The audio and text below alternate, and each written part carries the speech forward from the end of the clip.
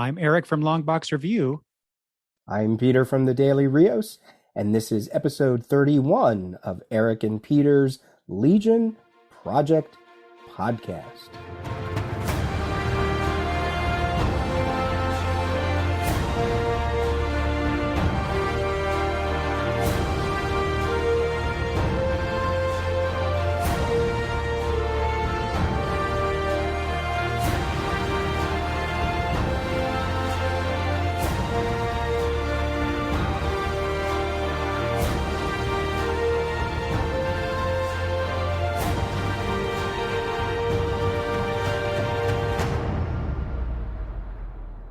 And thanks for joining us again here at the Legion Project Podcast. My name is Peter. And I am Eric.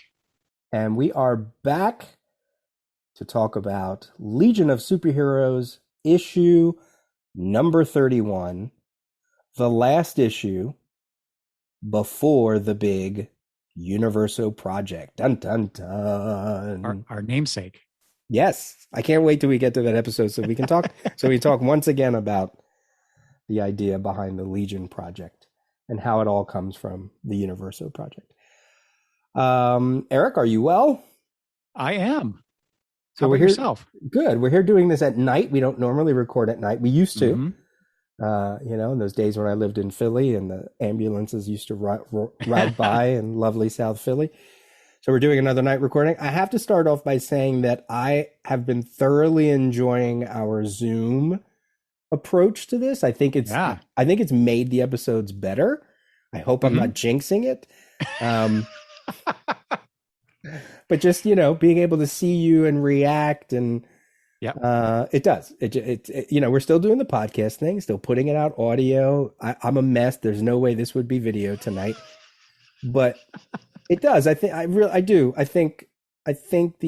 really enjoyed these last couple episodes now. Mm-hmm.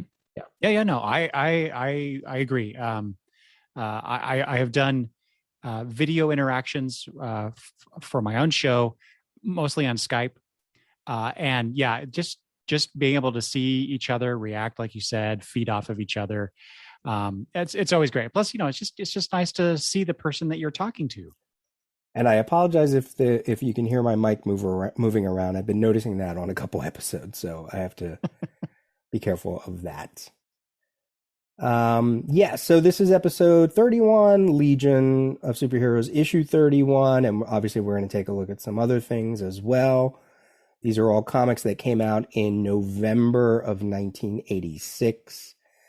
And we're going to start things off with feedback that we got. A really cool email from Al Sedano, who is the host of the Resurrections podcast, which is an Adam Warlock and Thanos podcast. And I apologize, I didn't write this down, but also co-host on a Legion podcast, but the Legion version.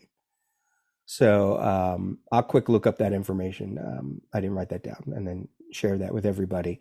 All right. Do you want to read the email that Al sent us? All righty. Okay. Al says, "Hello, Peter and Eric. I'm an episode or two behind, but I'm going to assume that nothing is." I wanted to read this part, Peter. Nothing has happened that has changed your opinions about Magnetic Kid since he joined. And since we have just talked about Magnetic Kid, I believe, in the last episode. So I'm curious what Al now thinks about our opinions, or at least my opinion about Magnetic Kid. I can't blame you. Even Magno from the Archie era had more personality. And I will admit, this is a bad comic book reader. I don't remember Magno from the Archie era. Oh, I'm sorry. He means the Archie Legion, doesn't he? Yes. Yeah. That is a version of the Legion that I am not that familiar with. So I'm looking forward to discovering what my reaction is to Magno when I get to that. Anyway, moving on. So here's a question for you. He says, which other applicant from issue 14 would you have preferred to see join instead of Magnetic Kid? Of course, if they join in his place, that means they take his place. So whatever Magnetic Kid's status at the end of the series will be theirs as well. That sounds a bit ominous. All right. And so he lists off the applicants for us. Like I said, this is issue 14. Yeah. Issue 14, Power Boy, Comet Queen, Energy Boy, Mentala, the Redskin Girl from page 2, the Two Flying Fishes from page 2, the Is This Fair Kid from page 10, and the weird looking alien sitting next to Polar Boy on page 10 as well.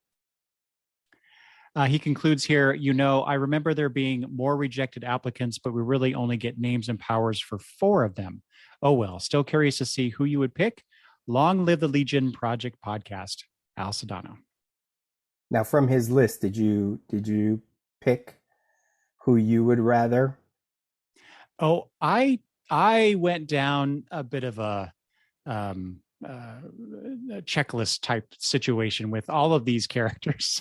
So did I. Evaluating their worth in the Legion, wow. And who would fit, and those who wouldn't or shouldn't be part of the Legion because of X, Y, or Z. So yeah, I did a whole thing.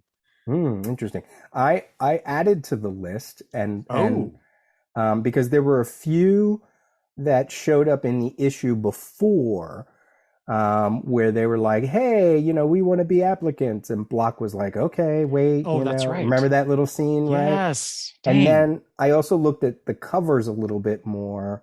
And there's one from issue 14 that he missed on the list that I threw in.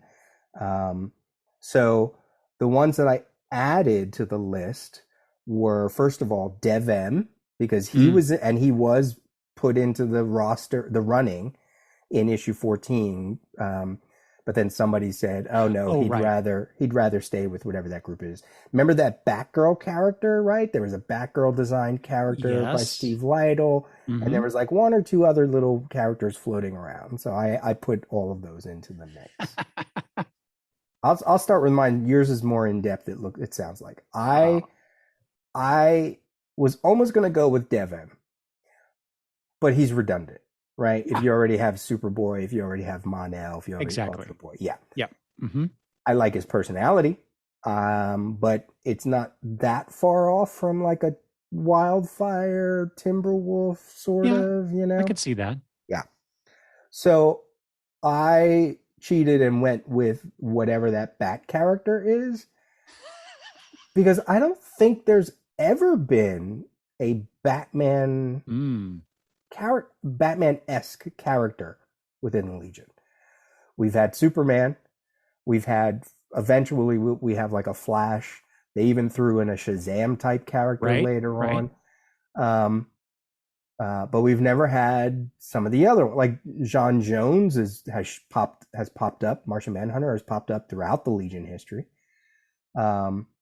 So when you go, and we've had Green Lantern type characters. So we've had like some of the Justice League, but have we ever had a Batman character? So I was like, yeah, that could be kind of interesting. Throw in whoever that. Steve Lytle said he designed that Bat character as just kind of like a tryout character from when he was submitting to DC. Oh, really? He said I saw it on one of the forums. He wanted to update Batgirl's costume a little bit, and that, so he just threw that in. So Batgirl Beyond.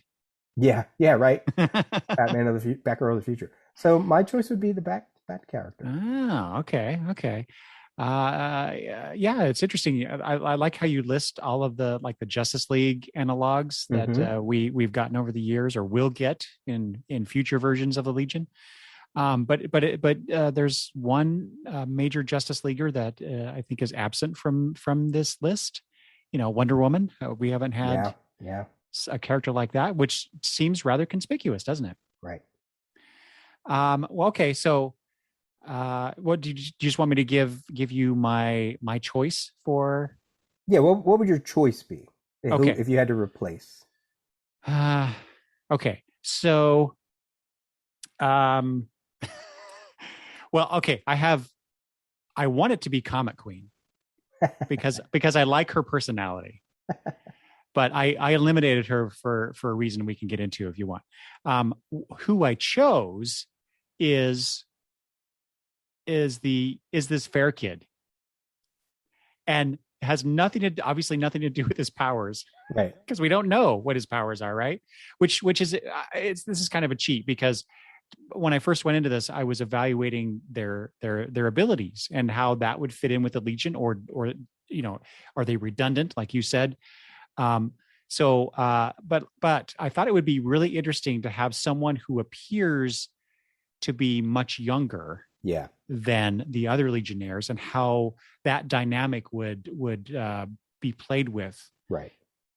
So yeah, that's plus I kind of like the way he looked.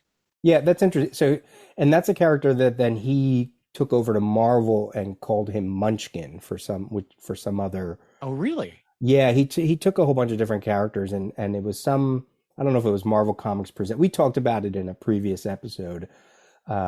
He gave him a new team name, something like the New Genetics or something like that. Mm. So I'll just call him Munchkin just for lack of a Okay. better name. But you're right. I actually thought of that too. I thought that would be an interesting dynamic. And we sort of get that with like characters like Tellus and Block. They come across as naive, Yeah. if not young, you know. Yeah. Um, Plus, we never really got to see what that kid could do. Right. Right. But it would, I think that would also speak to well, he was human looking, but how weirded out would I be if like here comes the Legionnaires and then here comes this kid, but he's really an adult, but he looks like a kid and Right. he has like some crazy superpower that you're like, all right, I'm already scared of this little Children of the Corn, whatever. So I could see that pick. Yeah, I like that. So what do you remember what Munchkin's power was in the Marvel pages? I don't. Oh, dang. I'd have to look it up. Yeah. Some of them are like, well, good. No, go through your list because you'll probably I don't know. thought out some. I don't know that I thought it out too much, but it was a fun bit of distraction to do this. Like I said, Comic Queen I would have liked to see, just because I like her personality. But we already have Shadowlass, and really when it comes down to it, all the gases that she exudes when she's flying around really are just to obfuscate a being's vision, and there are some other effects too, I'm sure. But so I thought, well, we don't really need that. Power Boy, while I like that character, I like the way he looks, I like his personality. No, because we already have Block, we already have the other invulnerable characters that you mentioned before. Energy Boy, he's a big no. He just seems like a jock who's trying to get into the big boys club. Mentala, maybe over Tellus, especially since we discovered her heroic intentions after this issue. But that's another white skinned character, right there. And that was the whole point of bringing Right. Tellus on board and bringing Quizlet into it is let's get more alien characters, which I admit I chose one of the one of the human looking ones, which brings me to I Redskin Girl, no, just because we don't know anything about her. But it almost came down to the two flying fishes just because of their entire alien nature. But we already have Tellus, right, and we already have Quizlet, and so you kind of put those two together and you got the two fishes. So that's why I went with that. And then sure, we'd have another that weird looking alien that's sitting next to Polar Boy, but we already have some other aliens that got in. So yeah, he seemed like a cross between like Zamir and Gates from the Archie Legion, which you haven't read. So apparently Munchkin possessed mass density powers, enabling him to shift the atomic density of materials to strengthen or weaken them. Oh. Marvel Comics presents around issue 150, 175. And the characters, the group name was New Genix. So a lot of his Legion concepts were almost like Dave Cockrum, right? Dave Cockrum repurposed things for X-Men. Steve Lytle repurposed Legion characters for this obscure team. They obviously didn't get as popular as the X-Men. Well, now I'm curious if those issues are on the Marvel Unlimited app, and I'm gonna have to go check them out.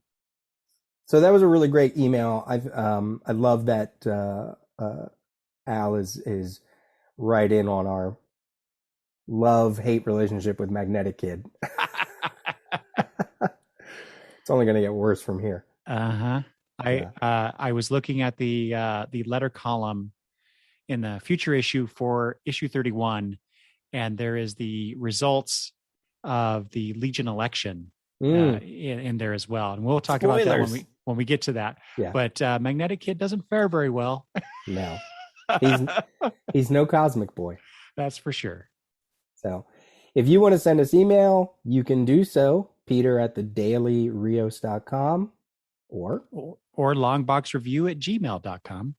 That was a really, like I said, that was a really great email. And Al's, we talked about Resurrections, and with some of the members from the subs, Paul from the subs, and some other members of Legion subs, he does, as I said, the Legion podcast,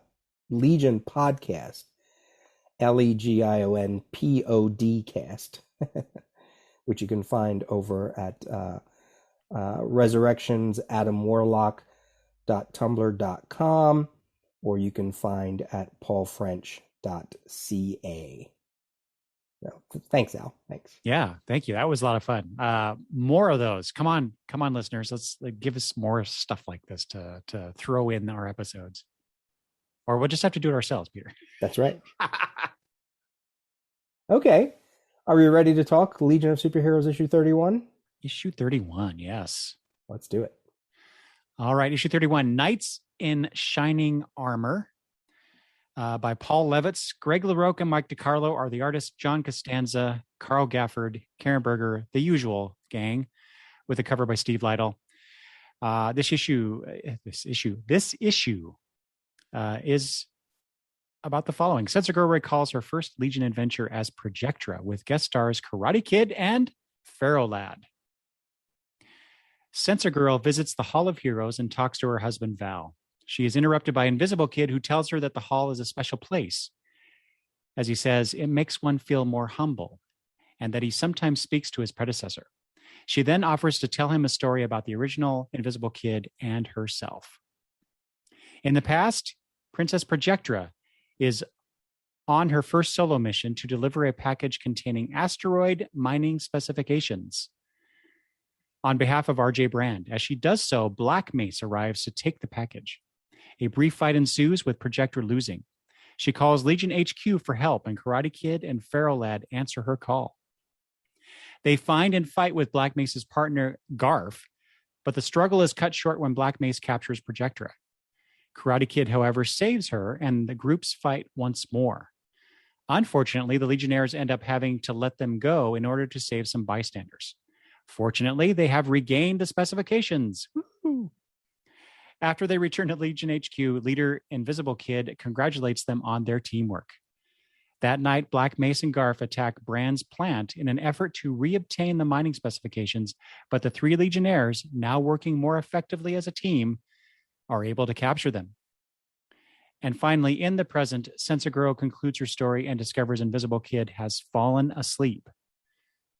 After a brief monologue, she then falls asleep herself, as does everyone around the world. Ooh. What does it mean, Peter? We'll have to find out. Or if you're like the one letter writer about that issue, where it's like, wow, that was rude. He just sort of thought, and it's like, come on. You didn't catch what was happening there at the end? Yeah. I will admit, though, I had to read that last panel a second time because I was like, wait a minute. Really? That's how they... Oh, I see. Yeah. Well, you got to think about it a little bit. Yeah, so a flashback issue, the fourth done in one, I put that in quotes, or solo issue, right? No two-parters in these last four issues, 28, 29, 30, 31, revving us up for the Universo project. What did you think of this issue? Well, I was very much looking forward to this because I like these flashback issues. Mm-hmm. I've read, several of them over the years where they just go to the past and tell you a new story that we never knew about. I liked it for the most part. I thought the flashback story was perhaps a bit mediocre, but I did like the focus on Projectra, and there were some nice moments in the story that I'll talk about some of those. But quite honestly, I preferred the bookends of this issue with the stuff in the present with Sensor Girl and Invisible Kid. What about you? I still liked the format. I like what Paul Levitz was doing. I do like the bookend. There was stuff in the flashback that I liked. I was a little confused by, I thought she was going to tell Invisible Kid 2 a tale about Invisible Kid. Yeah. But the cover doesn't set you up that way either, though, right? Mm-hmm. So it wasn't a total, I didn't feel like it was a total switch or bait and switch or anything like that. I just was like, wait a minute. As I was reading it, especially because we're doing it for these episodes, right? So I'm trying to analyze dialogue and trying to make sure things connect. And I'm like, okay, she's, come here, young Padawan. Let me tell you about, your namesake, right? And that's what at least I thought was going to happen. And I'm going through the flashback going, where's Invisible Kid? What? Wait, what? What's going on? Yeah. But then when you put it to the cover, it also didn't surprise me as well. It sort of did and didn't, because the cover is the three of them, right? So the three of the... What? Wait, Invisible Kid's right behind Ferro Lad. Can't you see him? Oh, Jesus. Good point. So, I don't know. So, yeah, I liked it. I also have to say, I sort of missed not having an established older Legion artist on the flashback tale. Oh, yeah. Yeah. I wonder if that would have given it a different feel. Now, having said that, though, there are times where that has kind of pulled me out of the story too. Mm-hmm. So it's like, I was both against some of their choices and yet completely with some of their choices. So this sort of felt like, fine. It's a fine issue. So totally fine. Yeah. Totally fine. Yep. That's how I feel about it too. Yeah. It's funny you say that about the past Legion artists coming in to do these flashback tales, right? Carrie Bates is one, right? Kurt Swan. Sorry, that's what I meant to say. Kurt Swan. Yes. Yeah. The other C name. I don't know what I'm talking about. I believe though that in that same letter column for in issue 36, someone asked about that, right? About why didn't you get Kurt Swan to do this, right? And I think Paul's answer was we were afraid to ask because of all the characters. I don't know. Yeah, he said too many characters. Too many. Yeah, that's right. Yes. I don't know who else they could have picked. Because this is set in a very specific time. It's set between the events of Adventure Comics 351, because Bouncing Boy has come back, and Adventure Comics 353, which is the death of Ferro Lad. So it's in a very, very short window. Yeah. And that was all Kurt Swan era and whoever else at that time. So so it makes total sense that if they were going to do that, you get Kurt Swan to do it. Sure. Right. But, LaRoque did a fine job. His camera angles, his panel placements, I get a little, it's sort of, kind of, it makes me itch a little bit where when you look at one panel, everybody fits within that panel. It's like they're almost standing on the bottom edge of the panel, right? And it's like the camera is looking completely eye level. There's no shot from above, below, back, side. I don't think he was... I'm being a little generic, but I don't think he was as creative in this issue.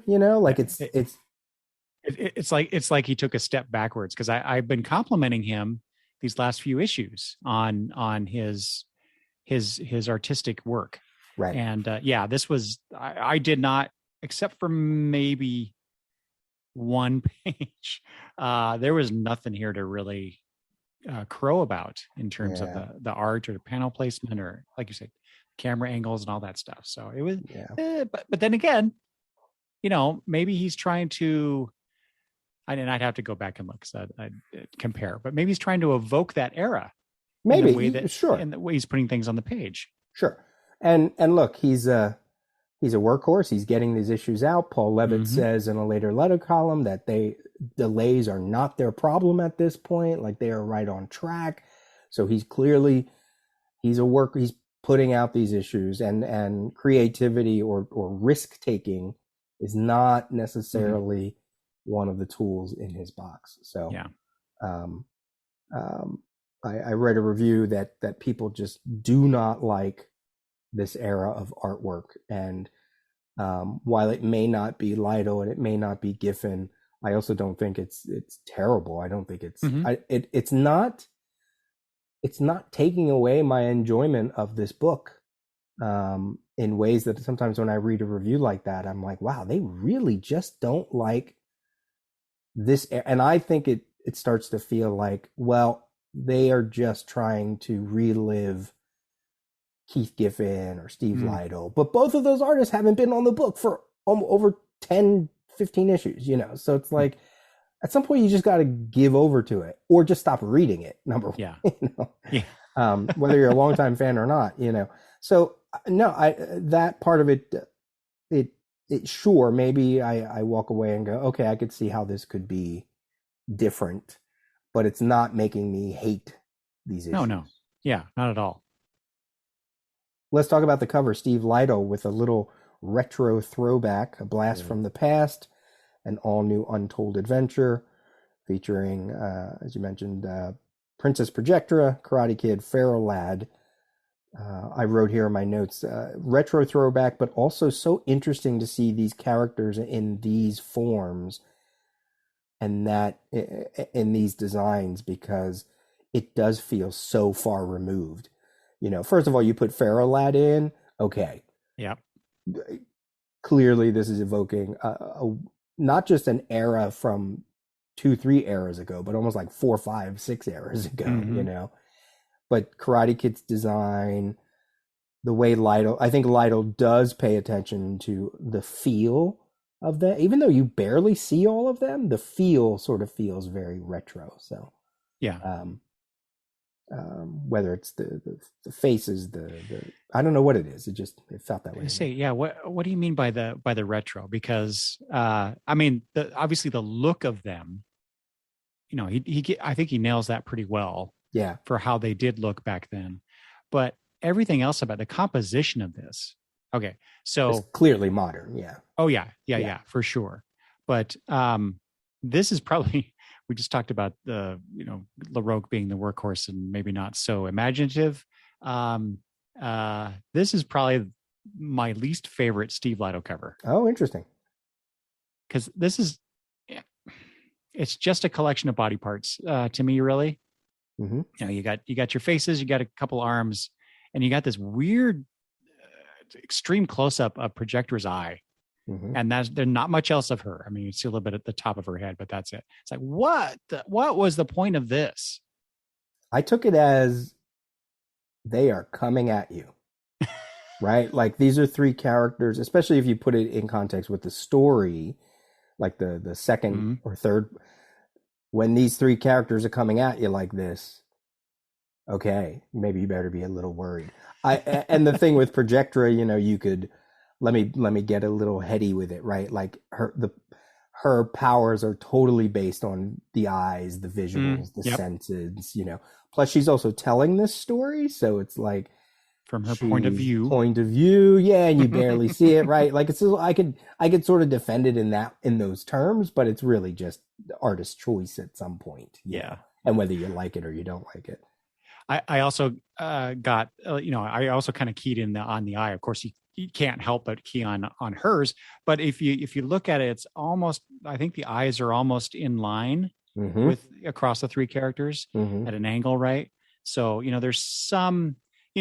Lytle was doing something. He knew what he was doing. It was just, to me, this Like it's not my favorite. Yeah. I have to imagine again, reading that letter column, there are a lot of Ferro Lad fans for a character that's been dead for, almost 20 years by this point. Well, and also wasn't a Legionnaire that long, Yeah. really. Yeah. So you slap him on the cover, and that immediately goes, wait, oh, well, then that must be, flashback. Ooh, so I could see it being enticing. I could see it being Yeah. enticing. Yeah. Yeah, totally. I totally see everything you said on that. Maybe that's why I think it's like a retro. Like when I flip through my collection, I go, oh, right, there's that issue. Mm-hmm. There's that flashback issue. So they all joined Adventure Comics 346. That was the Nemesis Kid, along with Nemesis Kid. We talked about this. We talked about that issue a little bit, like in our first five episodes when we did Eye for an Eye. I know I read this issue again. Actually, the two-parter, 346 and 347. Does it do anything for you? Let me just talk generically. The flashback tale. Does it do anything for you in terms of like, that makes me want to go back and read? How do you think it worked? And so there's a couple ways to talk about it, right? It needs to work within the tale that Jackie is telling Invisible Kid. It needs to, does it work for what she's trying to put across, etc. And does it work? Does it tug at like your Legion fandom too? Like you have to imagine there has to be some of that for Levitt's doing because he says in that letter column too, he's like, look, there are a couple of ways to do retroactive continuity. Telling us a fully fledged story in between other stories, which he likes, or trying to shoehorn elements within an already established story by another writer, which he doesn't like. So I was like, oh, that's interesting, So in terms of like, if we rip those pages out and put them in as like Adventure Comics 351.5, does it, I don't know, did it mean anything to you in those terms? Exactly what you said. Well, for a couple of different reasons. One, it tugs at my, I want to go back and read those earlier tales, mostly as a compare and contrast type situation. Mm-hmm. And then also relating to that, I guess, is okay. So Bouncing Boy makes a very specific reference about being back on active duty. And so my Legion Project podcast brain starts going, oh, wait a minute. So where does this fit in? Mm-hmm. And is there something to be gained from that? If not just just as a little footnote in my notes for this issue, right. which I did, if I remember correctly. I identified that this story falls somewhere between 351 and 352, based on, because I went back and looked at those issues where he didn't have his powers for a while, and then Ferro Lad died. So there wasn't a whole lot of time to really fit this in, but it does work. And so to me, my comic book brain goes, or my comic book continuity brain goes, yes, that's great. Yeah. Levitz did what he wanted to do. He wanted to put a story. It's kind of like what Roy Thomas does, but Roy Thomas also likes to play within stories and it was I definitely went back. I was like, okay, let me, me, it's like, let me look. He's like, oh yeah, the costumes, her costume is right. The coloring on it is right. Maybe not so much, some Legion fans took issues with like the use of her powers and that they felt she was too powerful in this flashback. But then Levitz even mentions when you see her in her very first appearance, she has the same kind of powers where it's like totally overwhelming. And it's probably what happens after that is writers just kind of turn them into just rough illusions or whatever, so it's not as powerful. But but that's part of the fun of retroactive continuity. You can do those sort of things. You can sort of look at like, no, in her first appearance, she was pretty powerful. Everybody thought that they were floating in space or underwater or whatever. And if it's totally going to overwhelm your senses, I'm going to play with that, you know? Maybe it's she was too wild. Maybe she needed some training to refine what she did, and that's why her powers got weaker in a way. You could totally make up all kinds of stories, you know.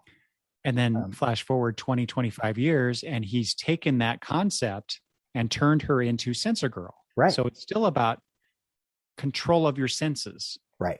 The world around the people and how they perceive the world, right? That was a big thing. So, and I think they all were like that, like Karate Kid, making comments about, oh, you know, I'm going to go back to the Legion headquarters. I'm going to start practicing my quarterstaff, right? Because he's always constantly learning his, because that's all he can do is fight, right? So he's mastering all these various fighting styles throughout the universe. Well, he's not going to be a master of all of them right away, you know, even if he might have said that in the first issue. So I think he did say something along those lines. He's got to learn something new, you know, along the way. And even Ferro Lad, you know, I haven't read many Ferro Lad stuff, and here he is turning totally into Colossus of the X-Men before Colossus and the X-Men. And not just like standing there and being a lightning rod or I don't know, you know, like really using his body, his strength. And they all are making mistakes, and I don't know. Yeah, it kind of worked. I felt it really worked for where Levitz was trying to pinpoint it. Yeah. And in fact, you know, like you said, the retroactive changes, but this was probably one of the more compelling versions of Ferro Lad that I have read. Yeah. Right. He actually has a personality. He's not just the dead Legionnaire who sacrificed his life to save the galaxy. So I appreciate that. I like the building upon that foundation that we already had, you know, since Adventure Comics 350s, whatever's. And so, we get a little bit more about him, much more in a way with Projectra, because we see this earlier version of her, but really what we're seeing is a through line between what she is, her personality is now, retroactively backwards in time through to this untold tale from years ago. So while it's kind of playing around with a little bit of continuity and a little bit of personality, I like that. I like to see that she exhibited back then, so to speak, that regalness that we've talked about with her recently. You know, she is a princess. She has a station, and this job that the Legion, this crap job that the Legion has given her as her first solo mission, kind of rankles her a little bit. But she's part of the team, so she's going to do it. I really like that those connections that Levitz is making with these characters. Yeah, let's stick with her a little more. She continues that whole notion of Orlando being sort of unfair to say, but like a backwards culture or just a non-industrial culture, where she's talking about wherever she's going to deliver this stuff, she has to take some kind of, you know, hypersonic subway or whatever it is. But she says that it's not glamorous, you know, and she's like, so much for all of the, you know, shiny technology. And I was like, see, I love that, because it chips away at the utopia. And there's been other story points that we've talked about over these many episodes of like, see, it is a utopia, but it's not 100% perfect. Right. And it gives evidence to, like, for 5 years later, and just, you know, a whole bunch of stuff, you know, and I love that she pointed that out, you know, even if she turned it around and said, you know, we have nothing like this. So, giving a little insight into who she is in a strange new world, because she is she's totally new to all of this stuff. And then also her regal, I don't want to call it snobbery, but the regal air that she has, that she can totally take. She doesn't need anybody, because she's got to have a lesson, right? They all have to have a lesson by the end of this. And that, I guess eventually we'll talk about that. But I liked that it felt a little cardboard, but when you read those older issues, they feel cardboard. Mm-hmm. Those characters are all cardboard. They're just meant to react certain ways because the writer wants to, make this character mean and this character shy and this character whatever. Yeah, I really think back then, if you read those Adventure Comics issues, the Legionnaires are ciphers for whatever the writer needed them to be. Yeah. And they didn't really start developing personalities until, I think, much later. Right. Not to say they're bad. That's just how they were written. Yeah. Yeah. So as you mentioned, it shows her growth. And that was really the thing I took from a lot of this stuff here is there feels like there's such a Legion legacy. You feel like time has passed. I love when Invisible Kid 2 was like, I can't believe three legends, Ferro Lad, Karate Kid, and Princess Projectra had their asses handed to them. And it's like, well, we were just kids. Yeah. We were amateurs, you gotta, what's that line she says about amateurs? Everyone must be young once and an amateur as well. The trick is to grow that status and stay alive until you do. Which I was like, ooh, I love that. Ooh, and Peter, that image of her with her eye, of course, now we go back to the eye thing, but one eye is in shadow and the other eye is kind of, looks like it's got some light reflecting. That's evocative of that moment when she kills Nemesis Kid in issue 5.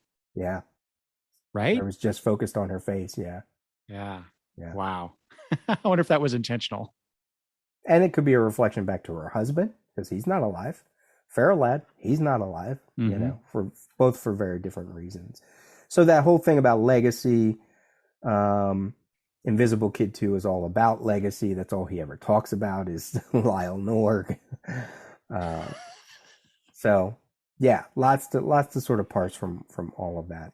Well, and she's her own legacy, isn't she? Right? Because she's a totally different character now, or at least a different power set. And she brings, I don't know, maybe it's because, when I was reading the Legion, when I started to read the Legion, she wasn't in it. She was barely in it. She had already been married off. She was in a backup tale. So she feels like old Legion to me. Mm-hmm. And then it's like we had this conversation when she was talking to Brainiac 5 last issue where they feel like old friends. This is how she should feel. Almost, I actually looked it up. So her being on the group, she is, if you look at all the other active members at this point, she is the 11th oldest, I think it is. Or there's 11 characters that had joined the Legion before her, and then there were 11 characters that had joined the Legion after her by this point. Oh wow! If my math is right, if we're looking at and I'm talking as Projectra, not as Sensor Girl, obviously, right? Because the last 5 to join included Sensor Girl. Mm-hmm. But I was like, look at that sort of like she's standing in a team where she can go, okay, you 11 were before me, you 11 were after me. What an incredible, position to be. And I think that's why it kind of works that she's having this conversation with Invisible Kid too, because she could have had this with Tellus, she could have had this with Magnetic Kid, not necessarily Polar Boy because he's part of but you grab Invisible Kid, the other sort of young Legionnaire who doesn't get a lot of spotlight and doesn't do a lot. And it's sort of stuck in this world of like, why am I Invisible Kid? Well, and really the only other Legionnaire that would work in this context, given who is shown in the Hall of Heroes, is maybe Brainiac 5. Interesting. Or if they wanted to bring Superboy into it, they could, because Supergirl is here. Oh, so curious why she's there. And I was going to ask you about that, because it's like that's that. I mean, we got that spillover from the Crisis, but here she is. She's not been erased from the memory of the Legion. Not And yet. so, from the Crisis on Infinite Earth standpoint, that's really interesting, right? Right, right. First of all, the whole Hall of Heroes thing. So I did a little research into that, just recent research. If you go back to Legion of Superheroes 304, my very first Legion issue, the last panel shows the statues kind of in this kind of pose where they're just sort of standing, but they were in silver. And also Triplicate Girl's body was there as well. Oh, that's right. Yes. Mm-hmm. Then you go to I knew somebody was missing. Sorry. Yeah. Mm-hmm. Then you go to the Tales issue 320, the Magpie issue, where Magpie has broken into the headquarters, and they are silver again, but they're more in action poses. Yeah. And then just recently in issue 23 of the Baxter run, where Sensor Girl was visiting Karate Kid, they were standing again, lit in spotlight, but they were in color. And I think, I haven't done the research, I'm sure I'm wrong, but I feel like this is the first time we're seeing them in gold. And that actually means something, like for the 5 years later. Not a big thing, but there's a connection to 5 years later. So I just was, and I love how they're just sort of standing there. They're not in action poses. It's almost very solemn. When you bring Invisible Kid into the scene, he treats it almost like it's like a church. Yeah. There's a reverence to it. Yes. I love that. So yeah, I think you're right. Of all the characters, it makes sense that it is Invisible Kid. And I love that they're still touching on, and this issue made me feel this way. The Baxter run is a little bit haunted by the death of Karate Kid. Mm-hmm. The longest story was Who is Sensor Girl? So like these two characters really kind of,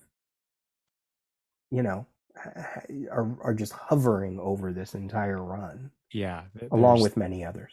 Yeah. They have a, I don't mean this in any kind of bad way, but they're a specter.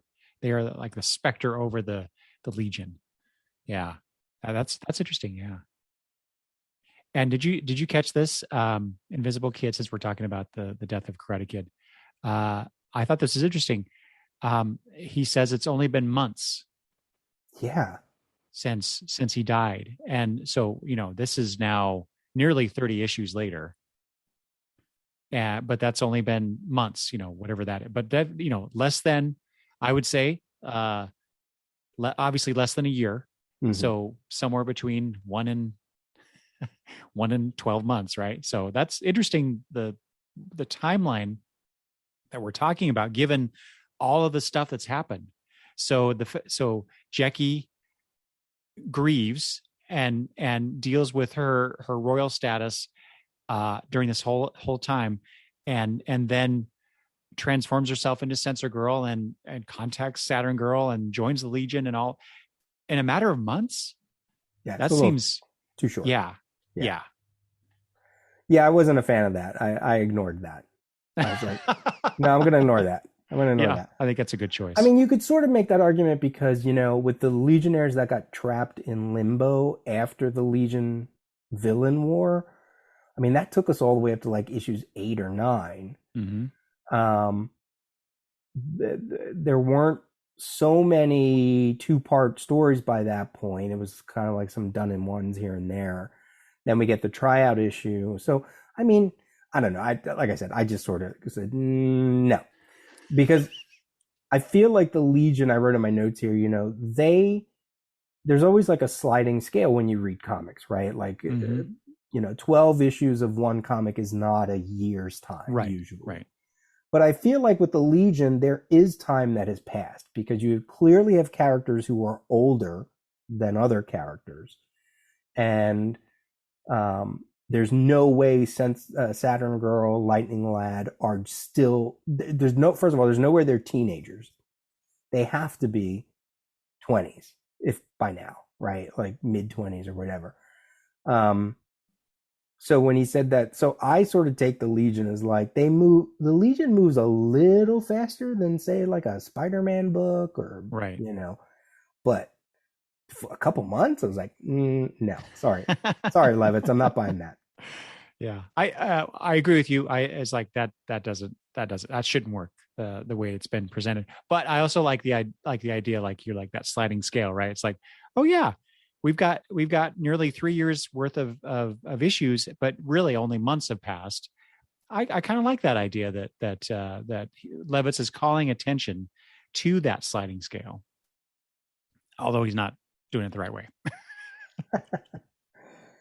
I think it speaks to just how much Levitz and Lytle, got to give it to Lytle too, have created a character in Sensor Girl that he can mine so many stories. Mm-hmm. This is now back-to-back issues where we've gotten a conversation about Sensor Girl, and her storyline is done. Not to mean that her characterization is done and her journey, but her introduction is sort of done. And Levitz even said in one of those letter columns, he was like, yeah, I like to skip around, make sure everybody's getting the spotlight, but we will come back to Sensor Girl and explain some of her outlook and her powers, et cetera, et cetera. I feel like he's very interested in her. And Mm-hmm. I could clearly, it's funny, one of our listeners even said that when the five got introduced, the new Legion 5, when they got introduced, whoever that was felt like they weren't used that much in the book after that. And suddenly I'm like, wait a minute, Sensor Girl's all over the place. We've talked a heck of a lot about Magnetic Kid. Polar Boy is got stuff going on. And if anyone, I think, like, it's so interesting, Quizlet is such a fan favorite, but he's been like not really done anything, Yeah. But Tellus has been around too, Mm-hmm. so I don't know. I have to go back to see who that was who said that. So far, how many issues later from issue 14, these characters are still giving us some pretty cool stories, Mm-hmm. especially Sensor Girl. Yeah. What do you want to talk about next? Well, you've pretty much covered, I think the bookend stuff pretty well. Oh, I'm sorry. That's good. Okay, let me jump a little more into the book. These are little notes. Little notes. Knights in shining armor, literally. Ferro lad. Karate Kid's last name, armor. Yeah. Right. No, did pick up on that. Good one. Projectra, royalty, knights. Yeah. Yeah. Right. Like, you couldn't come up with a more apt title. Love all that. Yeah. Page 2, panel 4. Look how the Supergirl statue is looming behind Sensor Girl, almost like a tease, right? Like, Oh, you thought she yes. was Supergirl, but Oh she's my not. God, that is Right. awesome. I also really love that Lytle. I forget what we've talked about with his design with Sensor Girl, but like, when you see her up against Supergirl like that, it's like, yeah, of course she's Supergirl. Of course people thought she was Supergirl because the creators knew that she was going to be Supergirl for a little bit, It's like Sensor Girl's costume was almost an updated 30th century version of Supergirl. So Yep. love that. And then on page 3, just Jecky's outlook on death. I know death to be a passage, and Val has gone ahead.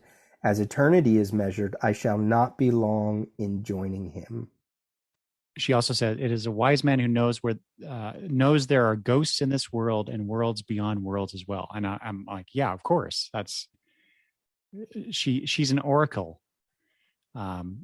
She conjures illusions. It's layers upon layers. It's worlds beyond worlds. So I thought that was a really cool bit of dialogue on her part, or on Levitz's part. Sorry. Yeah, and when you connect it to the second part of the bookend, in one of the I thought one of the best transitions from page 26 to 27, where we're going out of the flashback and they're putting all their hands together, and then you go back to the present day and it's just her in a totally white panel. White, yes. Empty. Her hand is empty, right? And I thought that was great. I actually, let me see, I think I wrote here, wow, very nice.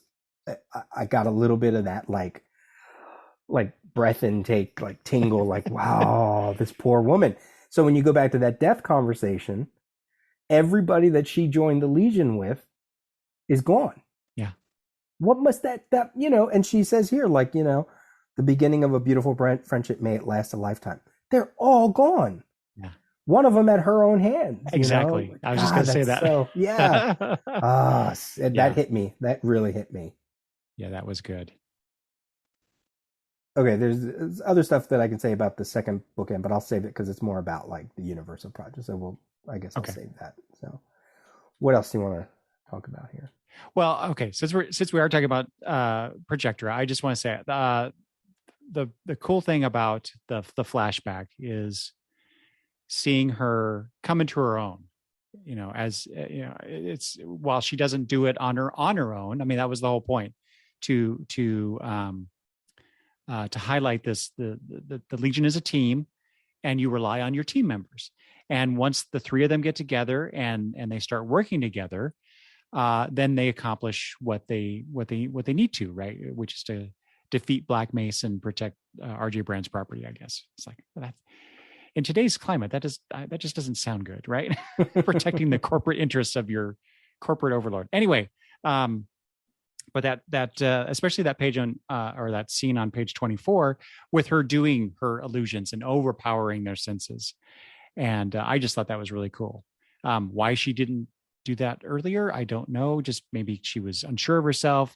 She hadn't been battle tried, that kind of a thing. Now that I think about it, it kind of plays into how we are introduced to her in that flashback, because as she's going to Brand's plant or whatever, she's accompanied by this group of guards, it looks like, but they're illusions. Mm-hmm.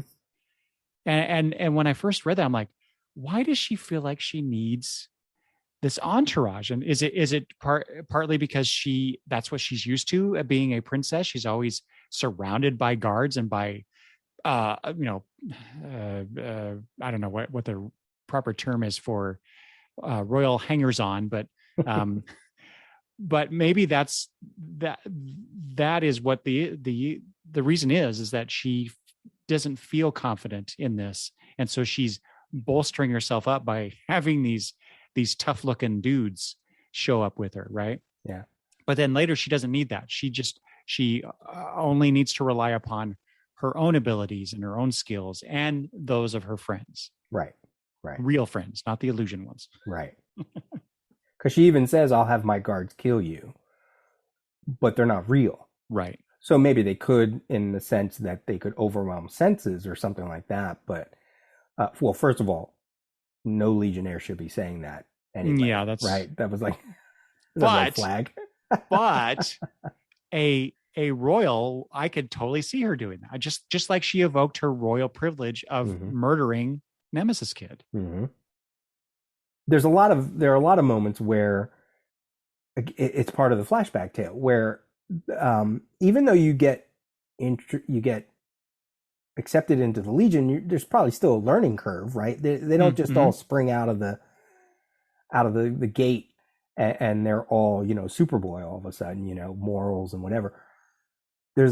Everybody questions her abilities. Black Mace is always like, she's a Legionnaire? Really? This girl? Yeah. And Bouncing Boy practically calls them rookies, Yeah. So they have to have a learning curve. That's part of I like that about the story, and it also makes sense with the bookends, and it also makes sense with the journey that Jackie has taken all the way through the Baxter run. Yeah. I was going to say earlier, back to her illusions, you mentioned that previously. What I like about the depiction in this flashback scene, especially when she first gets together or first goes up against Black Mace, he believes these illusions. He's like, when she creates the illusion of fire all around him, he's like, I don't like this, got to get out of here. And then, he throws his mace at her, which of course stops the illusion, or as he called them, holograms. But I like that because I remember a few earlier, when early stories involving Projectra, she seemed to go up against villains who were, I don't know, less frightened by or overpowered by the illusions, and that seemed to happen a lot. So it almost made her a totally ineffective Legionnaire. So it was nice to see her being more effective, even if she wasn't, as depicted as powerfully as she was later in the story. I mean, she has a line on page 10 or 11. I will redeem my own honor if I may, Karate Kid. I only ask your assistance, not your protection, Yeah. Which really shows, I mean, first of all, she's right, like she wants to prove herself maybe, but she's still only doing it in her own way, and she has to come around to it eventually. And for anybody that hasn't read the issue, the whole reason why all three of them turn around is finally the connection back to Invisible Kid #1, even though it's very small. Oh, boy, is that when they think that, I don't know, maybe they think they're all going to be chewed out because Karate Kid left the mission monitor board. Mm-hmm. Projectra thinks she failed in her mission. He just turns around and says, hey, good job. Teamwork, right? You figured it out. You figured it out on your own. That's what the Legion's about. And then just sort of like walks away, almost to say, like, I trust you. I know what you're doing. He's not their dad. He's not going to reprimand them like they're kids. That's not what the Legion is about. So if you're looking for the connection for Invisible Kid #2 and Invisible Kid #1, I mean, that it's there. Maybe it's because it sets the three of them on the path to work together. And Invisible Kid has like sort of like a quiet leadership about him, and they all walk, because he walked away and they were all like, ooh, he's so cool, whatever. It was an interesting moment. Yeah, I don't know what you thought. That's a bit of a tenuous connection, I will say, but yeah, I mean, I guess it's there. Yeah, Ferro even says that guy really has his eye on us, and there's that damn echo of eyes in this issue, especially since the previous panel shows a close up of Projectra's face, showing prominently her eyes. So, but yeah, I guess his compliment and his lack of being on them about everything, every little detail, that I guess is what prompts them to work like a team, I guess. Or I guess just allowing them to find it on their own. Right? Yeah, that's true. Yeah. Mm-hmm. Treating them like, even though he's the leader, treating them like colleagues, treating them like peers. Yeah, exactly. Yeah. As opposed to rookies. Right. And if you go back to Invisible Kid, in that first bookend, in the opening bookend, where, he says, okay, I come to this place, I come to be here in the presence of those who have died in our cause. It makes one feel more humble, more convinced there is a reason the good God gave us our powers. Sometimes I even speak to my predecessor, almost like he's trying to find his way, trying to find his place on the team. Why did I get these powers? Am I ever going to be called to have the ultimate sacrifice? And I feel like that's the moment in Projectra's meeting with the first Invisible Kid. He gives her that moment.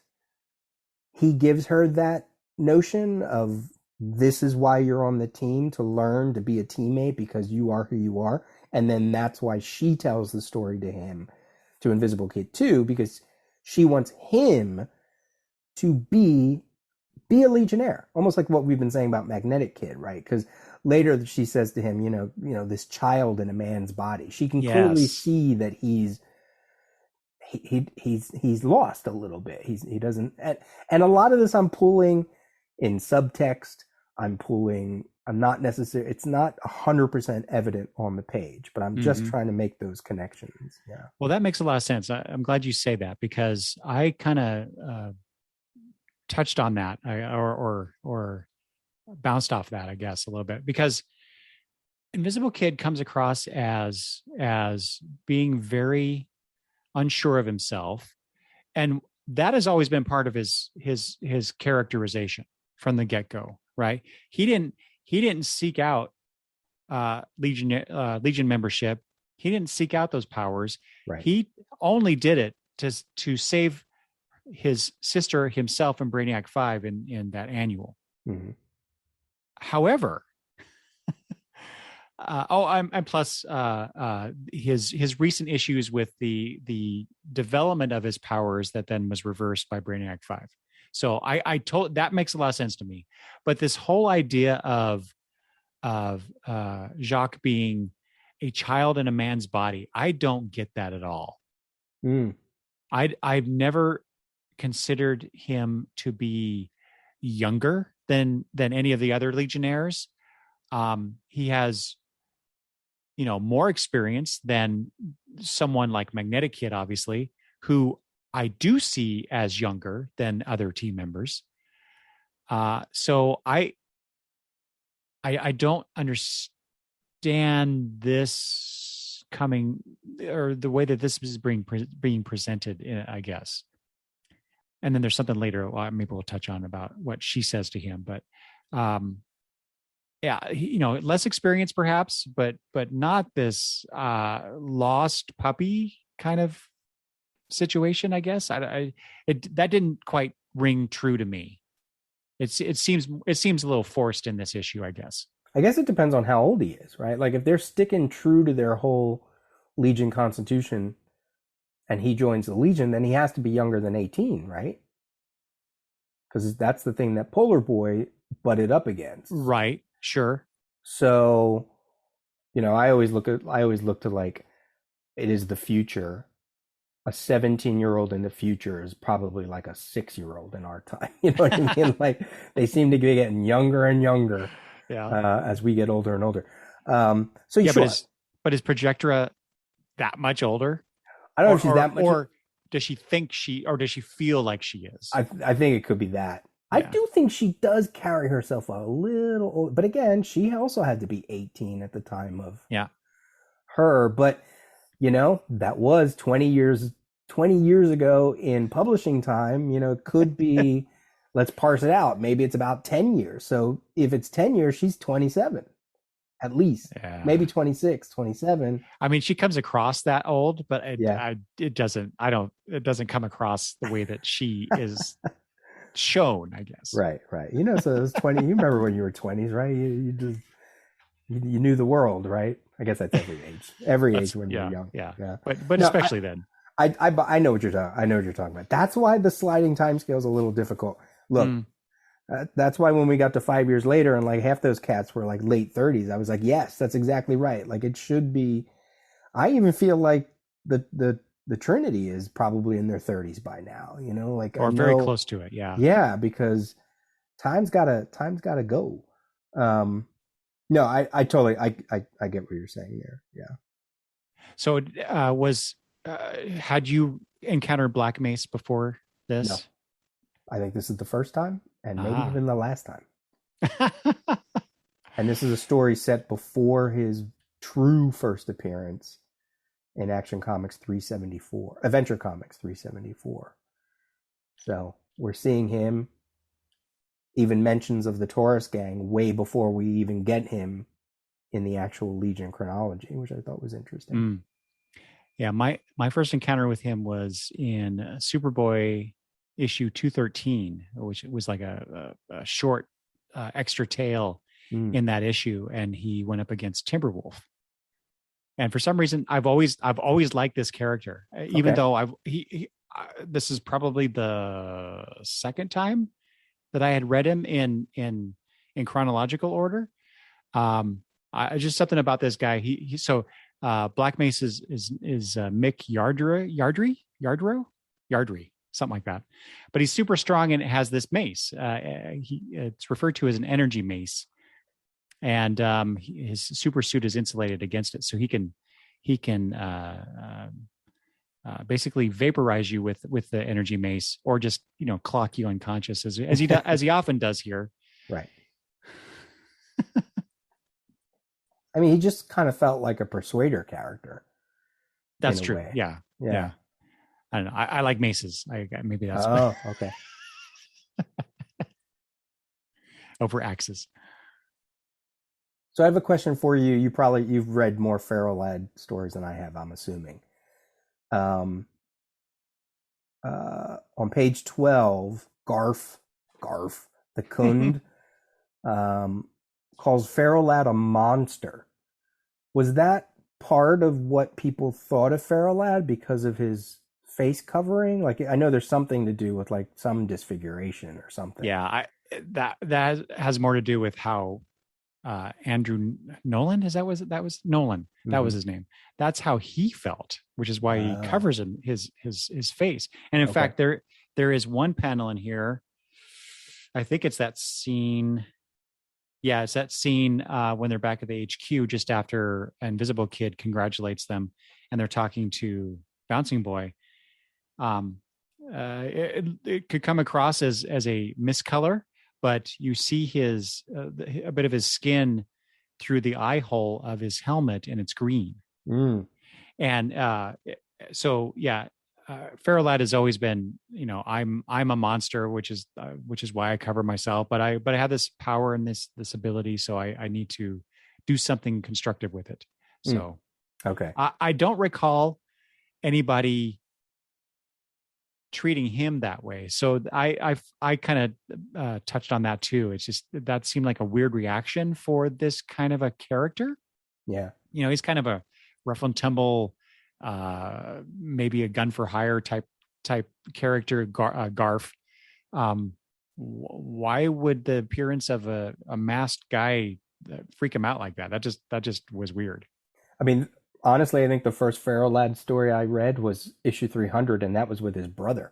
Oh yeah, where he did have that very horrible disfigured face. And I think that was probably one of the first times you actually saw the face of one of the Nolan brothers. Yeah, interesting. It could be wrong. Page 26, the last page of the actual flashback tale. So I already mentioned, the beginning of a beautiful friendship, may it last a lifetime. I thought there was an interesting comment, though, about that Projectra says, it certainly seems fated that we should be friends, having joined the Legion together. Now, first of all, we've pointed that out, that whenever characters join at the same time, most of the time, those characters wind up dating. It happens with Projectra and Karate Kid. I think it happened with a few others where it's like, oh, who are you going to date? The person you joined the Legion with, or you become friends with, right? Mm-hmm. But then the next part, and weathered the paranoia Nemesis Kid brought with him that same day. And I thought that was interesting because she had joined the Legion in that two-parter with Nemesis Kid under an air of paranoia as Projectra, and then joins the Legion again as Sensor Girl, yes, under a complete wave of paranoia during the whole "Who is Sensor Girl" mystery, right? Much more explicit later than then. Yeah. Yes, yeah. That's so a nice bit of it's retroactive connection. Yeah, and it's like this poor girl has always had to fight for her place on the team, which is really interesting for a character who is ostensibly a spoiled royal. Yeah, and a character who her powers make you not trust the things around yourself too. Your own senses, yes. Yeah, it's like the whole thing about my God, paranoia. Yeah. Layers and onions. And that is so good. What's your and then what's your thing about the last section here? So we were talking about Invisible Kid earlier, and my objection to the way he's being portrayed. I was just curious because on the final page, she says, and I think you mentioned this before, you who have dared the fates by taking the name of a dead man. Right. And so the whole premise of the issue was, here, let me tell you a story about your predecessor, which really wasn't. But here at the final, he's fallen asleep. And then as I mentioned in the synopsis, everybody else does too. Right. So something's coming. So I wondered, are those things connected? Is something going to happen with Invisible Kid? And this is why we get this issue. This is why we get the portrayal and the viewpoint of Invisible Kid as he's kind of like we talked about, the way he's portrayed here. Is something coming that will either test him or alter him in a way that makes him different going forward, right? So, like I said, I have no idea what happens in the Universal Project. I'm pretty sure, though, he doesn't appear as a major character on the banner part of the covers. Right. So I think my theory is probably off a little bit. And he's probably, maybe he's not even really a major player in the story, but I'm like, why would you, or is this something that is a portent for something beyond the Universal Project, perhaps? Right. So, or it's Paul Levitz wanting you to do exactly what you just did for the last 2-3 minutes and just freak you out for a little bit. Yeah, that's true. Yeah, that's true. Yeah. But she would be the person to say that kind of thing outside of like White Witch, maybe, right? She's like, why are you taking a dead man? And they've already had this conversation about death, people who have died. So I like that Levitz gave her that dialogue because he's right. She would say something like that to him.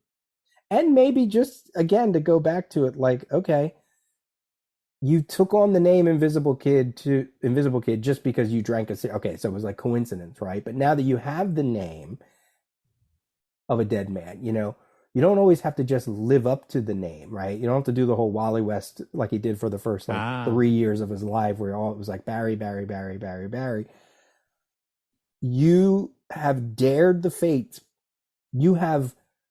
It's like, own that you are challenging the world by saying the name Invisible Kid needs to stay within the Legion or stay out in the perception or whatever. So you could maybe look at it like that. Mm-hmm. Mm-hmm. I like that idea because there's not there's not really a whole lot of legacy in the Legion, but I mean, obviously there's the Invisible Kids. You've got the Lightning Twins. So that's kind of a legacy, Magnetic Kid. Mm-hmm. But that's a different kind of, like, those two sets are different kinds of legacy. Those are siblings, right, coming into it, one after the other.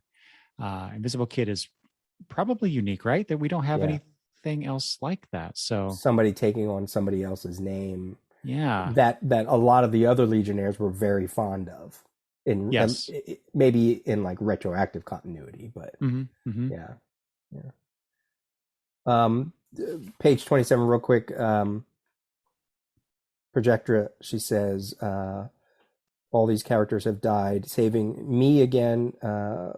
She's talking about Val, her dead husband. And then she goes, so I am alone, you see, alive, strong, and alone. And there's another kind of connection back to the first bookend where, like, Invisible Kid called her fascinating and frightening, and maybe to question, or the other time when he was like, wow, you all were so young, and she's like, yeah, because we had to go through all of these things. But now look, of the three, I'm the only one here, even though I'm alive, but I am strong. And then and alone is just sort of sad because she says, doesn't she make reference to that in the very first, where she says, I miss you, Val? Yeah, she does. I miss you, Val. So I don't know. Yeah. I just thought that was a nice, she gets a lot of beautiful dialogue in this issue. Yeah. Everywhere I turn, I am reminded of you, of our too brief time together, and I ache. I think that's probably the most powerful bit of dialogue when it comes to her expressing her emotions about her husband, her dead husband now. Yeah. So that's probably as melodramatic as we're going to get, I think, though, with with her and the fact that her husband has died. I did, since we are talking about Invisible Kid still a little bit, I loved how direct he's been shown in this issue, because I don't think he is shown this way in other issues, in previous issues. he does come across as hesitant, but he doesn't really interact with the other Legionnaires. He's just kind of there, Right. which is interesting since he's an invisible kid. So that makes a lot of sense. But yeah, just what is it? What's the thing that he says that where I'm like, you seem a woman both fascinating and frightening. yes, that, yeah, just that, and now you think me a fool, a child who talks to spirits. He almost comes across as slightly belligerent. That's not really how this is being portrayed, but it's just like this is a different invisible kid for me. Yeah. In this issue, which I like. Well, there you go. He's the one who called himself a child there, so maybe that's why she calls him a child later. But yeah, good. It's a good, a lot of these characters that Levitz turns around and revamps wind up being some of my favorites in the book. So yeah, that's a joy. It makes me wonder when he's going to cycle back around to Lightning Lass and Shrinking Violet, because they've been kind of off the stage for a little while now. Yeah. And more importantly, when's he going to focus on Phantom Girl? Never. She's rock solid. She don't need it. Oh. I like the blurb for next issue. Our next major storyline takes center stage next month when the Legionnaires awaken in a world that's very different from the one in which Sensor Girl has fallen off to sleep. Come to a world where Universal has already won, and the only Legionnaires who stand a chance are the Forgotten Heroes. Now, first of all, if you didn't get the ending, Levitz just told you what the ending is about, right, in the letter column. So all those letter columns, those writers who were like, I don't know what happened. Well, he just explained it to you. And interesting that he chooses the Forgotten Heroes phrase, because that is a concept with DC pre-crisis. Yeah. And post-crisis a little bit. So, but then what does that mean in this instance? So, can't wait. Can't wait. I think we touched on a lot of what people wrote about this issue. Okay. So I mentioned everything in my notes about the letter column. In issue 36 about issue 31. And then the only other thing that has been going on for a while is everybody just talking about how are you going to handle the Legion origin now that Superman is totally getting revamped. And in this issue's letter column in 31, he does said, there's going to be a Superman story coming up. And then in that issue 36, fans really are just like, just keep it the way it is. Like, don't change it. They're off in the future. Let them have their place, And I almost feel like, is that the reason why they do what they did? Because in a way, that is what they did. Yeah. In many ways. Once we get to it, we'll be able to talk about it. But yeah, a lot of fans are not happy. They're so worried. At one point in here, I just a couple of notes that I had from the letter column. I can't remember where. I can't find it now that I'm actually looking for it in the letter column. But Paul did discuss how this issue 31, was a fill-in issue to allow LaRocque more time on the Universal project, which is weird because LaRocque did the art for this. Yeah, he can pump out some issues. So before we move on, we've had 4 single issues between the Mystery of Sensor Girl and the Universal Project. Issue 28 about Starboy, issue 29 with the new Starfinger, issue 30 with Brainy, issue 31, the flashback. Eric, which one of those is your favorite? Do you have a favorite of the 4 that we talked about? Oh boy. Well, it's not the flashback. It's not the Starfinger for sure. I think I enjoyed our conversation about the Starboy issue more than any of the others, but probably, in terms of the actual issue, probably the Brainy's Lucky Day was my favorite of the 4. Okay.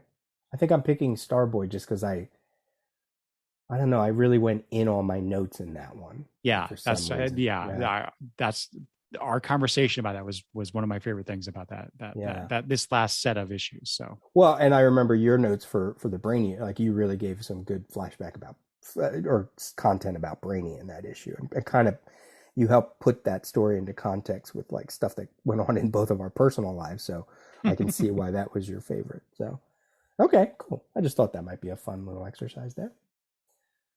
I did want to make one more little addendum here. The first appearance of all these characters, Adventure Comics 346, a pretty landmark issue, not only because of the first appearances of Karate Kid, Projectra, Ferro, but also it was the first Jim Shooter issue. oh, So okay. that's a heck of a first issue. Yeah. So in our non-conversation about the 10 most important Legion issues, I feel like that could be within the 10, 15 maybe. Yeah. Yeah. Yeah. And there was in the course of me kind of doing some background reading and whatnot, um, uh, in the Legion companion book, I read some stuff with Shooter because I was trying to figure out some things about Tyrock, also Ferro Lad a little bit, and you jog my memory, but I can't remember exactly what it is. But something in the Shooter interview said he said something about the reason why he killed off Ferro Lad, and I think it had to do with his editor at the time, which was Probably Weisinger, right? Weisinger. Yeah, it was one of those M names, Mort or Mort Murray. Weisinger. Mort I Weisinger, forget. yeah. Yeah. So I forget the details now, so I'll have to look that up Okay. and see if I can find that. But yeah, I thought it was interesting that you mentioned Shooter and we're talking about Ferro Lad too. So Yeah. Well, let's go into the next segment here on the Legion Project podcast, where we go into the Legion of Superheroes around the larger DC universe at this point, starting off with Who's Who, issue 24, where we get to take a look at Tyr, Tyrock, Ultra Boy, and, speak of the devil, Universo. mm-hmm. So we start with Tyr as drawn by Dennis Cowan and Dick Giordano.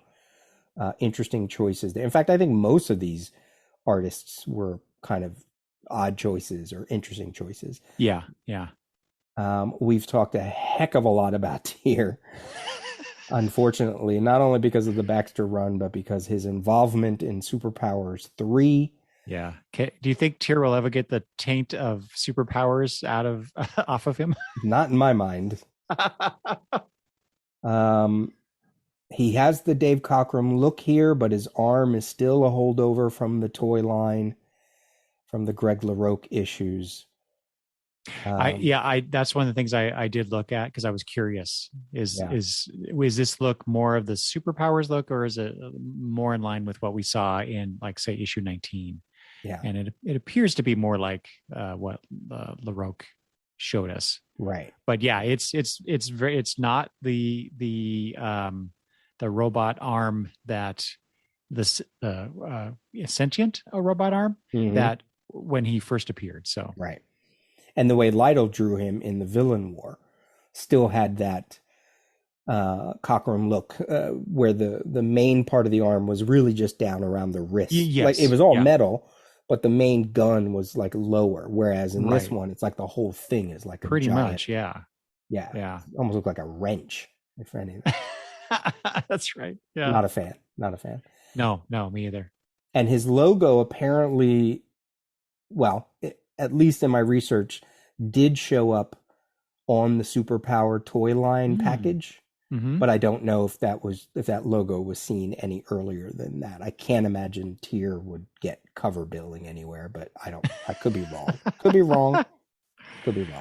I was going to ask you, because he's interacting with his logo, and I remember you saying something about one of the other characters that we've talked about doing that. Stone Boy. Yeah, Stone Boy. That's right. The only thing I really learned about this was that he was 7 feet tall. Oh yeah. And when I looked back at some of the first appearances, I was like, oh yeah, yeah, he is. He really is that tall. I don't know if I necessarily felt that same for appearances after that. But Yeah. yeah, that was I really all I took away from this. I do like how Dennis Cohen and Giordano draw here, especially uh, the color version of him in this. His face, I don't know, Mm-hmm. he looks a bit menacing. Mm-hmm. You know, I like that. The one thing I thought was interesting. So it says here he's one of the warlords of Tyr, Mm-hmm. or not Tyr. What's the name of that? Tiraz. Tiraz. Yeah. And yet he takes his name from Tiraz. So that's pretty presumptuous of the guy if he's only one of the warlords. Maybe they need to find a counterpoint, and his name is Raz. So you have Tyr, and then like his arch nemesis, yeah. There we is go. Raz. See, you've already improved this character's backstory by 1,000%. Look at that. I mean, a lot of the story is everything we've read in the Baxter run. You know, the floating world. They do not mention superpowers at all. No, because that's it's supposed to be out of continuity. Thank God. Yeah. So I still question why he's such a major villain within the. Yes. It really, I guess, has to do with like his involvement with Timberwolf and like, you know, those stories. And yeah, I think some of these villains benefit from either who the creative team is trying to introduce at the time, like what Legionnaire are they going up against. Mm-hmm. So then they become like, would the Fatal Five really have been the powerhouses that they are if they weren't involved in Ferro Lad's death story, you know, like the whole Sun Eater and all that. And I think maybe that's what Tyr benefits from, you know, because he had a major storyline, a short story arc in the Baxter run. He's a Cockrum creation. He looks visually striking. So maybe I'm answering my own questions here. Mm-hmm. Yeah, but to go off your point, the Legion's Rogues Gallery, the Legion's Rogues Gallery is not the best, really. It's like they have their major heavy hitters, their A-listers, a few B-listers, and then everybody else is like J. Yeah, exactly. J and K. Yeah. You're either really, really good, you're really dangerous, and you're always going to be written well because the writers love to write them, or you're a formidable threat. And then after that, you're like annoyance. Yes. There's like no middle ground. Maybe that's why Starfinger is the way he is, the new Starfinger, because he's going to be that middle. Like you don't quite know where he's going to fall within this. I predict he's going to end up being in the J area. The annoyance. He's already on his way with me. Okay. Let's go to T-Rock. Tyrock. I always pronounced it Tyrock. Tyrock. Sorry, I'm caught up on the tier thing. Yeah. Okay. Well, that's interesting. It could be Tyrock. No, I think you're right, Tyrock. Been around since 1976, which means the Legion didn't have a black member for 20 years after their creation. This entry drawn by Mr. Norm Brayfogle. I think at this point, I had not read any Tyrock stories. I think he showed up he definitely showed up in 300 in one of those alternate adult Legion stories. Yes. But I don't have much experience with this character. Yeah. So he first appeared in Superboy 216, joined the Legion in 218. So Tyrock is one of those characters where I read a few issues over the years as I was collecting these back issues, 30 years ago. But I never really read a whole lot. Tyrock was one of those characters that was here and then gone. Yeah. Right. So kind of like Ferro Lad, only Tyrock didn't die. He was, okay, let me back up. So if you don't mind, since I did the homework. Yeah, this is what this segment's about. Yeah. So like I said, 216, 218, he joins. And then he doesn't have a whole lot of major appearances. He'll appear in a panel on a cover. So there was one issue, I forget the number now, where he was prominently displayed on the cover, but had very little to do with the story inside. Hmm. And then he had a couple major stories in Legion of Superheroes 262 and 265. So obviously, almost 50 issues in between when he was introduced, and 265 was when he was written out of Legion. Hmm. And I'm like, okay, what is going on here? And so I looked up how many appearances he has in both the Superboy title and the Legion title, and it's really not that many. Wow. And part of the reason is that Paul Levitz did not like Tyrock. Mm. He thought the idea, this is a quote from Levitz, the idea of using a sound-based character is, I think, intrinsically futile in a silent medium. He just never worked for me, so I did my best to dodge him over the years. And yeah, he did. But for the issues that I read that had Tyrock in it, they were written by Cary Bates and Jerry Conway, respectively. Which I think, Jerry Conway did the later issues, which wrote him out. And so I was really curious, why did they do that? Maybe because of the sound-based thing. I'm pretty sure Giffen made a comment about Tyrock along the same lines, or maybe he was just parroting what Levitz said about him. I don't know.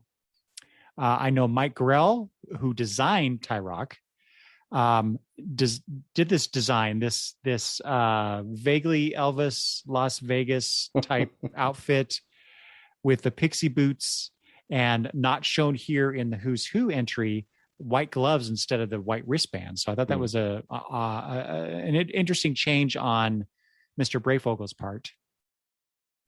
Not to mention the what do you call those, the things on his chest that's holding his upper part of his outfit together.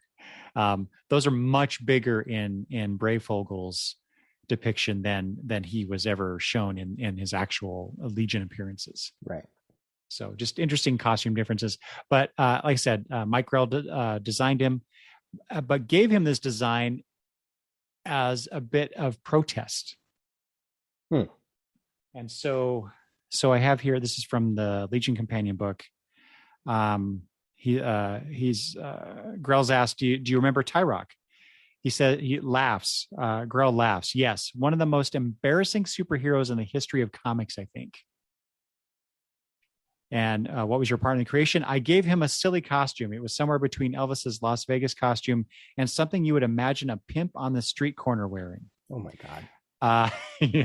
Tyrock was sort of a sore spot with me because I had drawn a story featuring a character that I drew as black.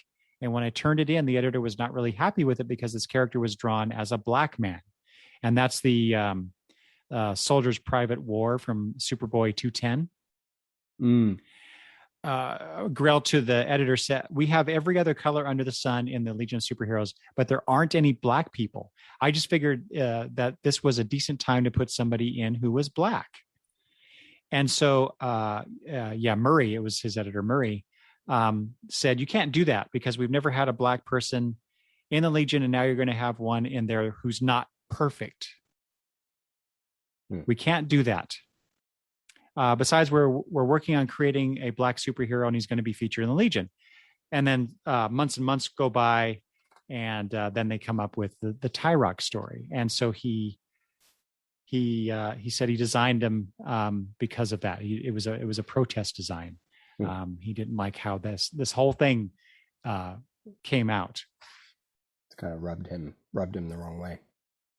Sorry, he says their explanation for why there were no black people ever in the Legion up to this point was that all the black people had gone to live on an island, and so the island is Marzel. That's where Tyrock is from. And in Legion 262, we actually get his origin story and the origin of Marzel and how it is an island that was populated by the descendants of slaves from a slave ship. And they discover, once they've populated the island, that every 30 years it gets shifted into another dimensional realm. Mm-hmm. Is it every 200 years? I forget.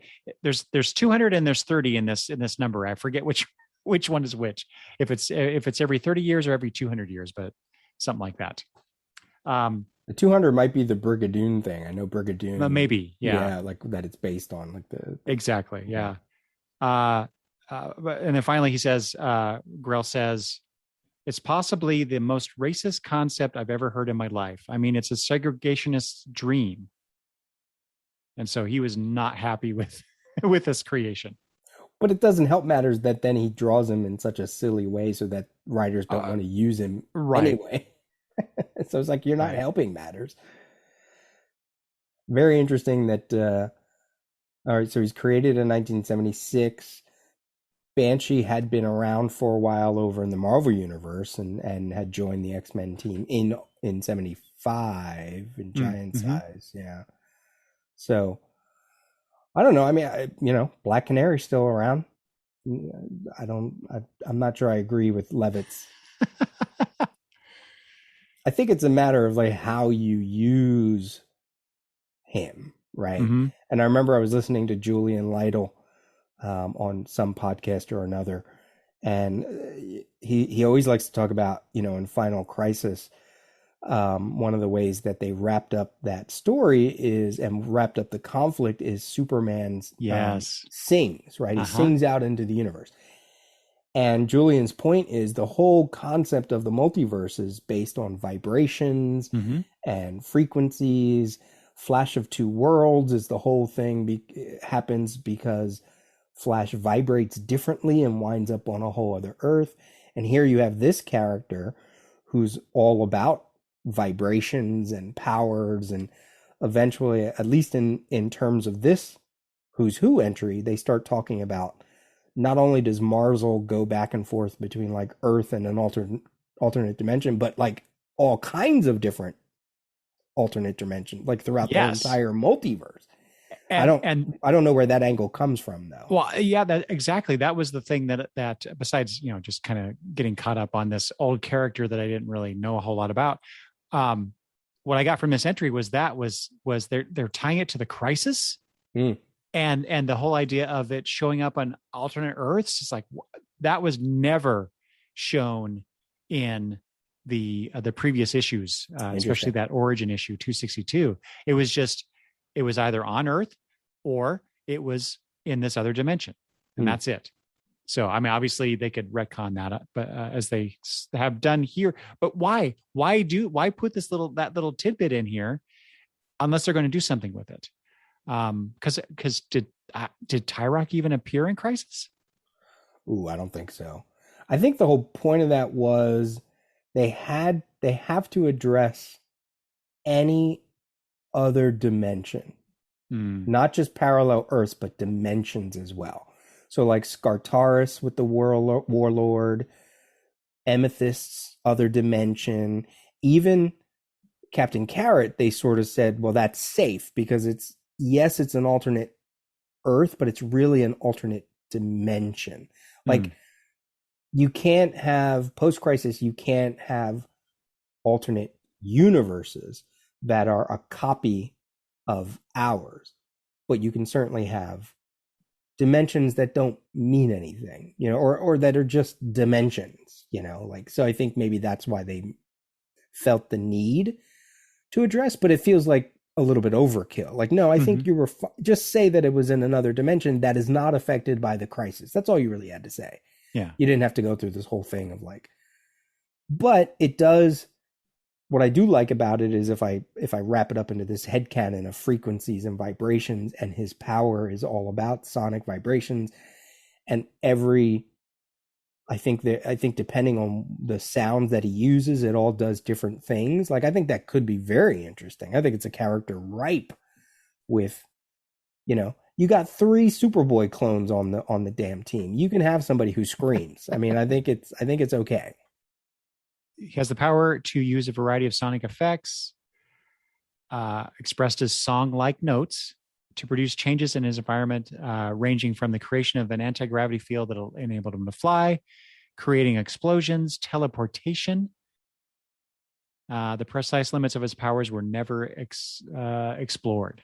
He was just too powerful. Yeah, yeah.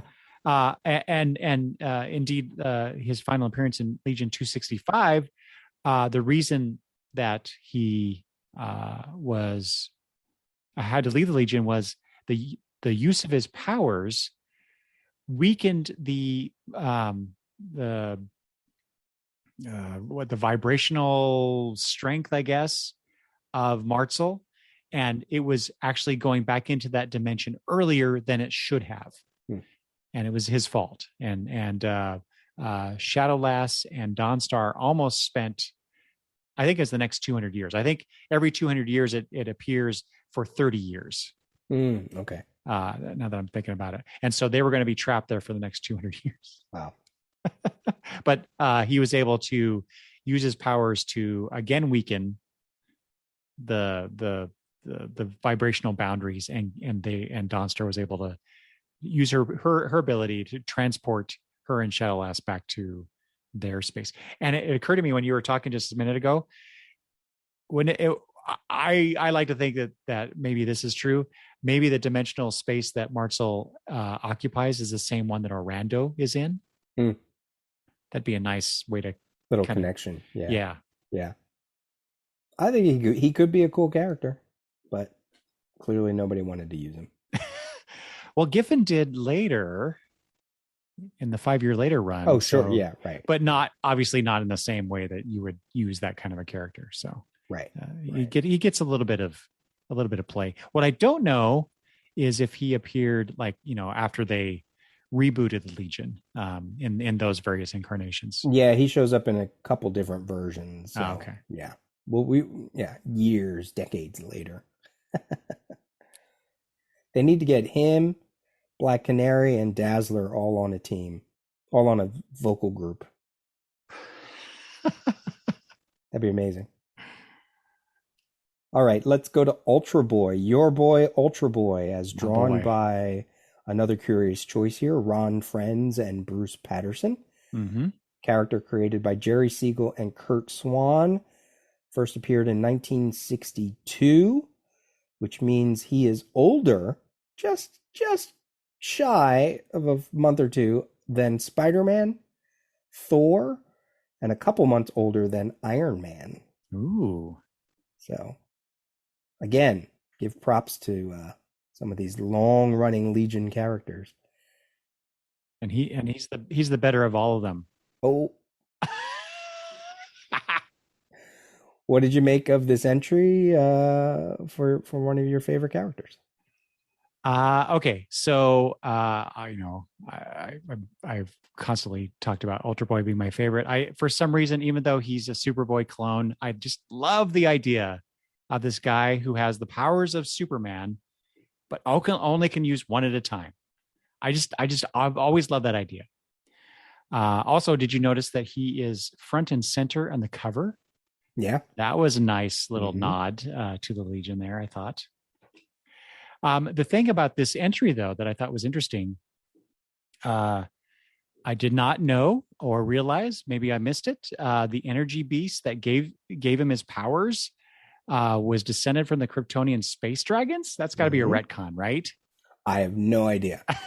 But I like that. I love it because it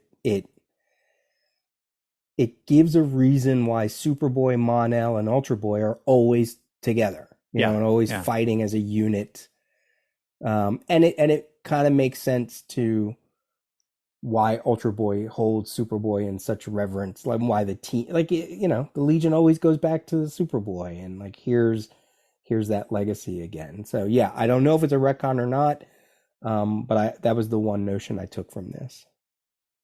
In many ways, you almost think that because he can only use his powers one at a time, he should almost come across as more skilled, because he's not like Superboy. It's like Superboy can heat vision you, punch you, and make you travel at super speed all at the same time. Ultra Boy has to be real specific about which one he wants. He has to switch in an instant back and forth. Like if he's going to use his penetrative vision, but here comes a rock and he's got to go to and be invulnerable. You know what I mean? Like it almost in a way, it's like Superboy is like the jack of all trades, the master of none. And Ultra Boy is like, no, I'm mastering each one of these because I have to. No, I don't know.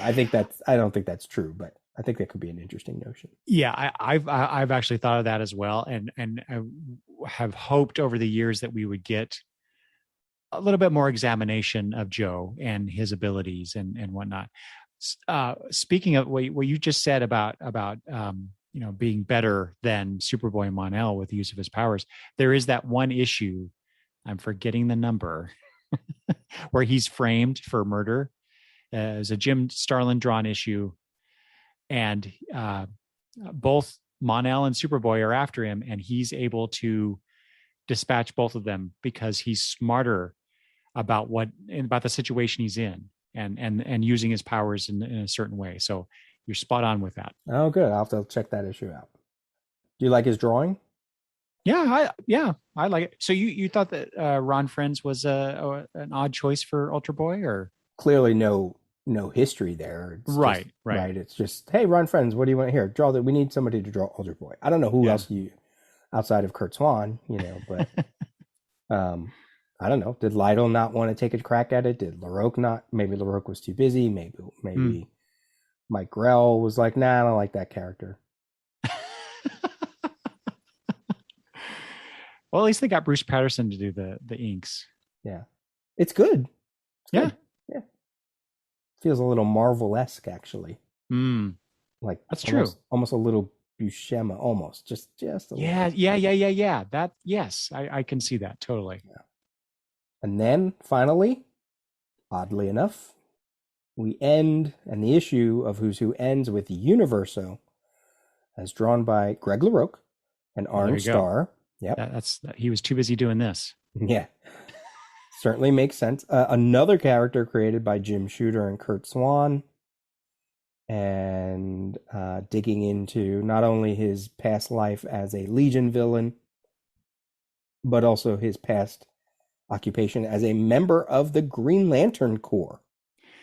Yes, which at first I was like, wait a minute, when did that happen? And then I a little tickle in the back of my brain is like, wait a minute, this sounds familiar. And then I did some searching, and in Legion issue 295, about 3 years prior to this time period, issue 31-ish, that's when we get the reason why there are no Green Lanterns stationed on Earth anymore. Mm-hmm. And then at the very end of that issue, Block is reviewing. So he's the reason why we get this flashback tale, since this is quite appropriate. He's reviewing these old Legion mission tapes, and for some reason, Block decides to pull up the image of the Green Lantern in the story and Universo, and he makes that connection that they're the same character. And so what I thought was interesting was that this entry has cemented that theory. Right.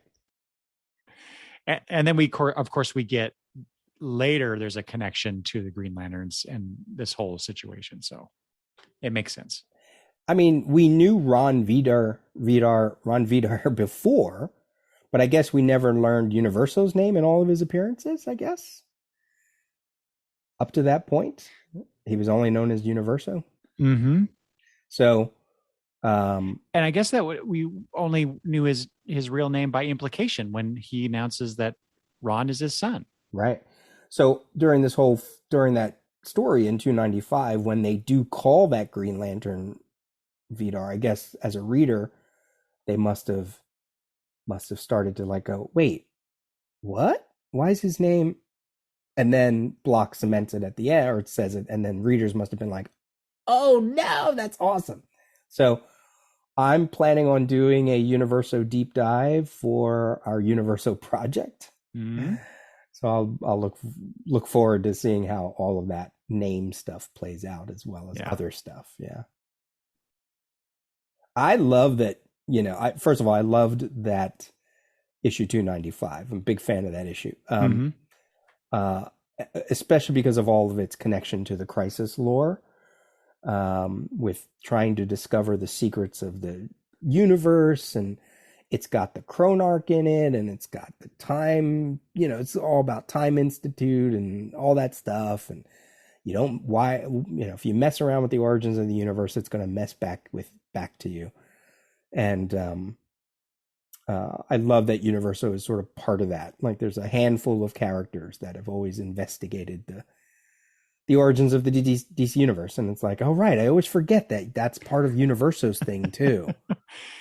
And at least two of them were Green Lanterns, or associated with the Green Lantern lore. Yeah, right. yeah, right. I mean, So that's where it's like where it started. Yeah. Guardians, you need to vet your Green Lanterns a little better. So yeah, so at one point he was a Green Lantern, and then what I'm really curious about is the whole hypnosis power, ability, tech, whatever it is. Where, how, when, where?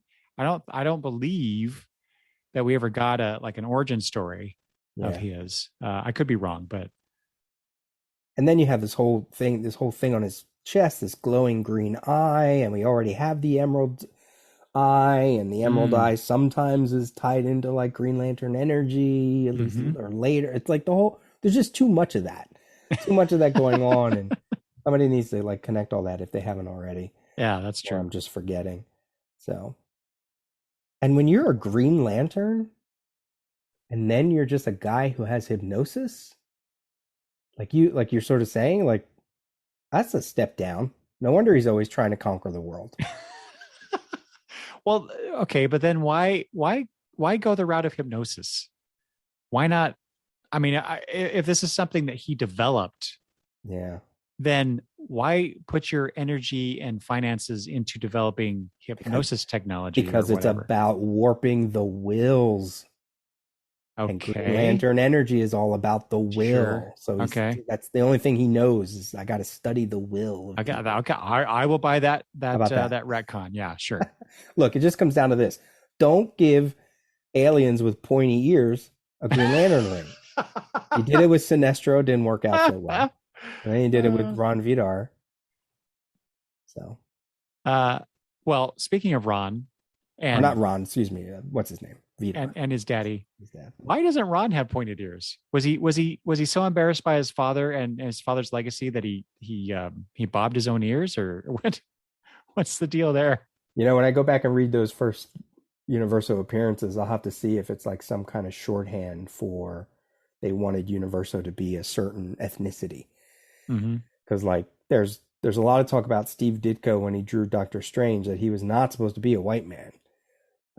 Because of some of his earliest appearances. So maybe that's that was shorthand. Pointy ears and certain looks, were like shorthand for certain types back in the Golden Age, especially. So I don't know. I'll have to look. That's an interesting notion. What do you think of his new costume here, revealed for the first time, or I assume anyway? Oh, I had no idea. I'm so unfamiliar with that character before the Universo project. I didn't realize that was his new. It's cool. It's different from his previous appearances for sure. Okay. But I'm really curious now if this is how he shows up in the Universo project issues. Looks like Ming. Oh yeah. Ming the Merciless. But I do love I don't know about the bicep length gloves. That's a weird look, but I love the double cape. He's got the traditional cape, but then he's got a butt cape. So I think that's pretty cool. Butt cape. No, he's good. He looks like he could be something out of Flash Gordon. Yeah, I like it. I like the entry. I like what Greg LaRocque did. The background image is sort of reminiscent to his first appearance cover, I think. Yes, I think you're right. There's a lot I need to learn about Universo before we get into this Universo project. So, and then outside of Who's Who, we go to other areas. We have Legends #4, History of the DC Universe #2, and just a little tidbit about we can dip back into Booster Gold issue #13. We can knock out Legends 4 fairly quickly because, once again, no Legion presence whatsoever.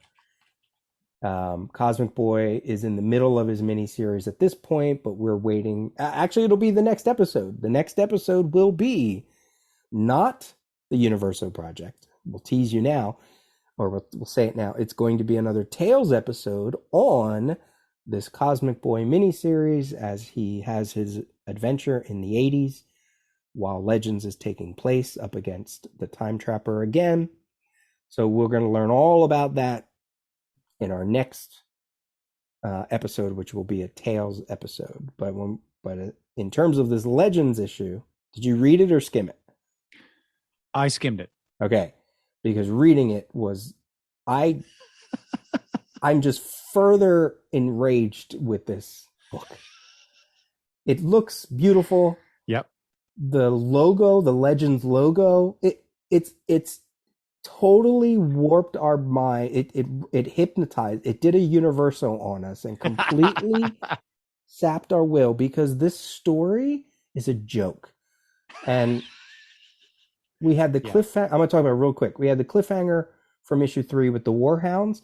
They are in 2 panels, maybe 3, 2 panels. That it's not tight. It's not carried over at all. We get these random scenes. Okay, so the president said no more superheroes. You can't do your activities again, right? This whole issue is superheroes doing their activities, but it feels the same thing like we saw in issue 1 and 2, where like Blue Beetle is fighting some villains, and then here comes some cops, and he runs away. Here's Green Lantern stopping some villains, stopping something from happening, and then people yell at him, and in this case, he just flies away. Like, we've already had these introductions. We've had the introduction of these characters. We know why they're in the book. Give them something to do. Flash, the same way. He goes up against Captain Boomerang, and it's him going, oh no, I have to stop Captain Boomerang because the legacy of Barry, boo hoo hoo, and nothing happens. Like, and then you have Darkseid going, ha ha ha, my Operation Humiliation is working. What does it do? This is such a bullshit story. I'm so annoyed at it. And then it ends like everybody blames the Crisis. This is why I'm so defensive, because everybody yells at the Crisis that it's all about tie-ins. This whole issue, it ends by saying, go read a tie-in.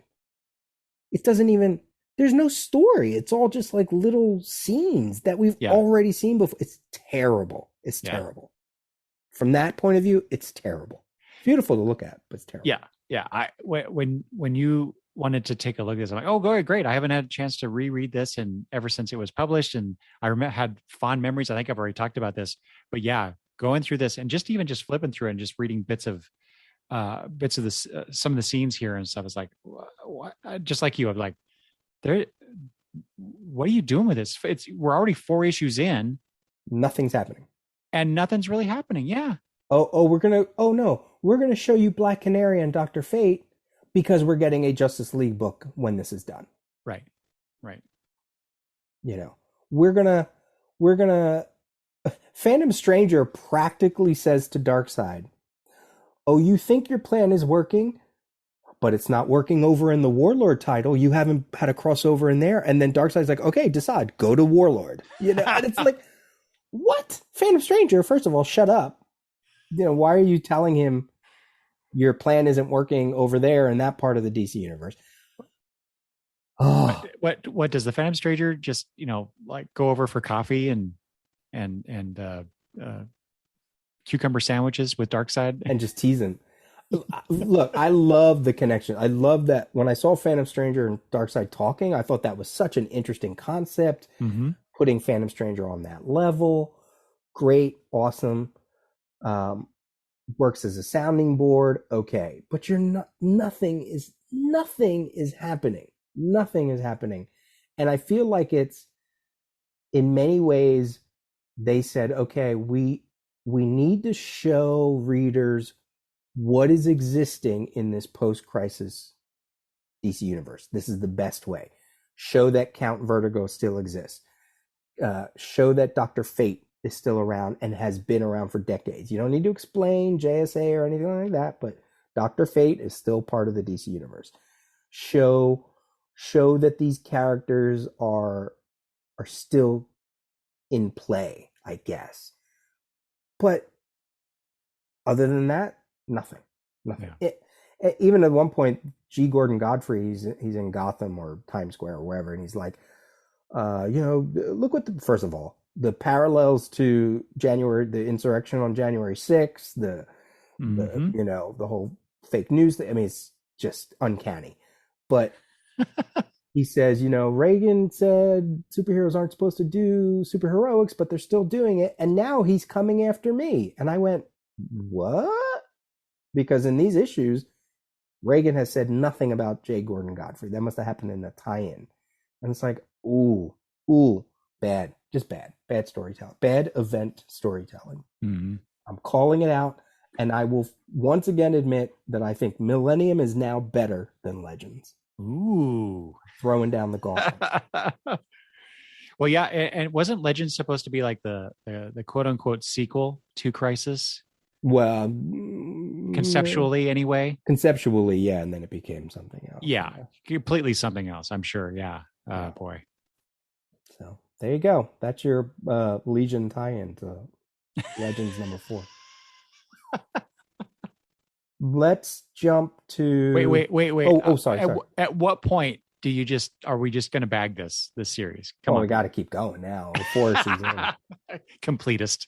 It gives us some humor at least. That's true. Yeah. Let's go to the Booster Gold real quick. Ah, yes. Because this does have potential for Legion stuff. So we've been looking at Booster Gold because he is a character from the future. He has Legion ties. He's wearing a Legion flight ring. We've had a 2-part story with the Legion. And I've been keeping watch on it. Well, in Booster Gold 13, his supporting cast members find out that he's from the future. Something's been going on with him. He's been sick. And it's because basically they figured out, it's coming from the future. He's not necessarily immune to everything that's going on. And it's finally taking its toll. Bacteria, viruses, whatever. So there's a character named Sue, Jack Sue, I believe his name is, a scientific character who, once he finds out that he's from the future, he's like, all right, I know exactly who to call. So we get the first appearance, post-crisis, of Mr. Ripley Hunter, as he's introduced here, which I thought was fun. The inventor of time travel in the post-crisis DC universe. Mm-hmm. And they're going to use he's working on a time bubble even as we speak, a time sphere or whatever you want to call it. And it turns out it is the same exact one that Booster Gold used to come back to 1985 from his 25th century. Yep. And so there's a lot of cyclical things here, right? Rip Hunter is the inventor of time travel, but wouldn't have happened unless Booster Gold gave him this, sort of finessed it. But Booster Gold wouldn't have been there if it hadn't been for Rip Hunter. I mean, the whole thing is, sort of crazy, right? But the thing that the Legion aspect is this whole notion of this time storm that we've been talking about in the Legion book, in Legionnaires 3, or was it in Legionnaires 3? It's going to be in Cosmic Boy, but it was in the Legion book when they went back in time to go get Superboy. Booster Gold says, I survived the trip even though the ship didn't, but I've always blamed that on a time storm we were snarled in. Rip Hunter says, really, I've often wondered about such storms' existence and their possible effects on travelers. My time sphere operates on a faster-than-light tachyon tracing process, traveling so fast that it actually skips ahead in time. And when they actually get in the device to go to the future, we get some of the same rainbow effect, like there on page 18. Not a lot. You don't get what I miss is you don't get the actual years, 2000, 2005, 2010, Um, and then they say here, let's say Rip Hunter. Fortunately, we haven't encountered a time storm as you did earlier. I've always theorized that the time stream is like a river. We just happen to jump in at a fortunate, calm spot. I wonder if that has something to do with what he just said about skipping ahead instead of traveling through. Right. So, but no, wait. That I was just gonna say then that would explain why Booster had trouble, but it's the same sphere, so never mind. Well, unless he did it differently, maybe. I don't know. Maybe Mm-hmm. going backwards. He also went back further, though, right? Like Booster went back to 1985, which means he was going pretty damn close or right through the crisis, um, right Oh, through I see. Yep. anything that Time Trapper did, you know. So Yeah. you could sort of see it if you want to play around with like DC publishing history. But I just like the notion that it's a consistency within the larger DC universe that traveling through time is not easy. And in fact, when they reach their destination, they run out of power. And Booster said that's exactly what happened to me. The sphere just ran out of power. So it's DC's point was it should not be easy to go through time. Mm-hmm. Not the way Superboy does it, not the way Flash does it, not the way Rip Hunter does it. We're going to put some limits to it so we can, slow things down. Why? Because they were, trying to. DC was all about their present at this moment, right? Did we have a glut of time travel stories that they were like, oh no, we're gonna put the kibosh on that? We had a glut of futures, right? Okay. Commandy's future knocked up against somebody else's future, sure. and that's I think more what they wanted to avoid, that people could just go bounce around willy-nilly. That's interesting because when we get to the history of the DC universe, we got all that stuff. Okay. Yeah, they finally cement it. Yeah. Did you take anything from those Booster Gold pages there? No, just not beyond what you just talked about. It was my main thing was so this is and you'd already said it, but Rip Hunter, this is his first post crisis appearance. What I don't know, and I did not have time to delve into this, is what was he before? Was he part of the present? Or was he one of those? He was from a different time period, generally speaking. No, I think he was. I think he was from. He wasn't so involved in the DC universe in those early Rip Hunter stories, right? Like it was like Adam Strange. Like before Adam Strange showed up in like I don't know Justice League or DC Comics Presents, it was just like he was a sci-fi story unto himself. Right. Like a Buck Rogers, like a Flash Gordon, whatever. Rip Hunter, I think one of the, I mean, I'm sure he showed up within the DC universe, but he was part of that whole Forgotten Heroes team that played out in Action Comics when Gil Kane was drawing it, like right somewhere around like 83, 84. Animal Man, Dolphin, Sea Devils, Cave Carson, all those sort of like standalone DC sci-fi or adventure characters thrown together. And I think that was like, if he hadn't shown up before in the DC universe, then maybe that was his first, but I don't know. But he's from the present, like he's from our time. Okay. And just gathers a whole bunch of people and bounces throughout time with that baseball looking sphere of his. So but he was the preeminent Rip Hunter Time Master. And he would get a miniseries shortly after this, a maxi series called Time Masters in the late 80s. And I think Vandal Savage is part of that. I think Dr. Fate shows up at some point. You get a lot of, it's like a tour through the DC universe a little bit. And then he also will be part of Booster Gold's adventures when Jeff Johns writes him later, like right after 52. And right around Flashpoint, there was a miniseries called Vanishing Point. Yes, I've read that. Is he involved in that? I think he might be. Yes. Yeah. Yeah, it wasn't very good, as I Yeah. recall. So he's, an interesting cat. I think what Jurgens did would just sort of make him a little more everyman instead of Yeah. like this fantastic adventurer. He was like, he's just a normal schlub who just happened to discover time travel.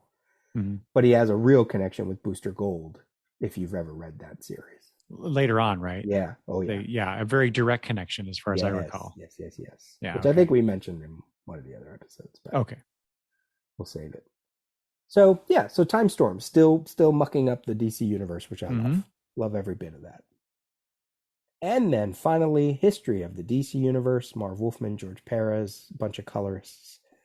We're looking at Legion appearances within the history of the DC universe. What did you find?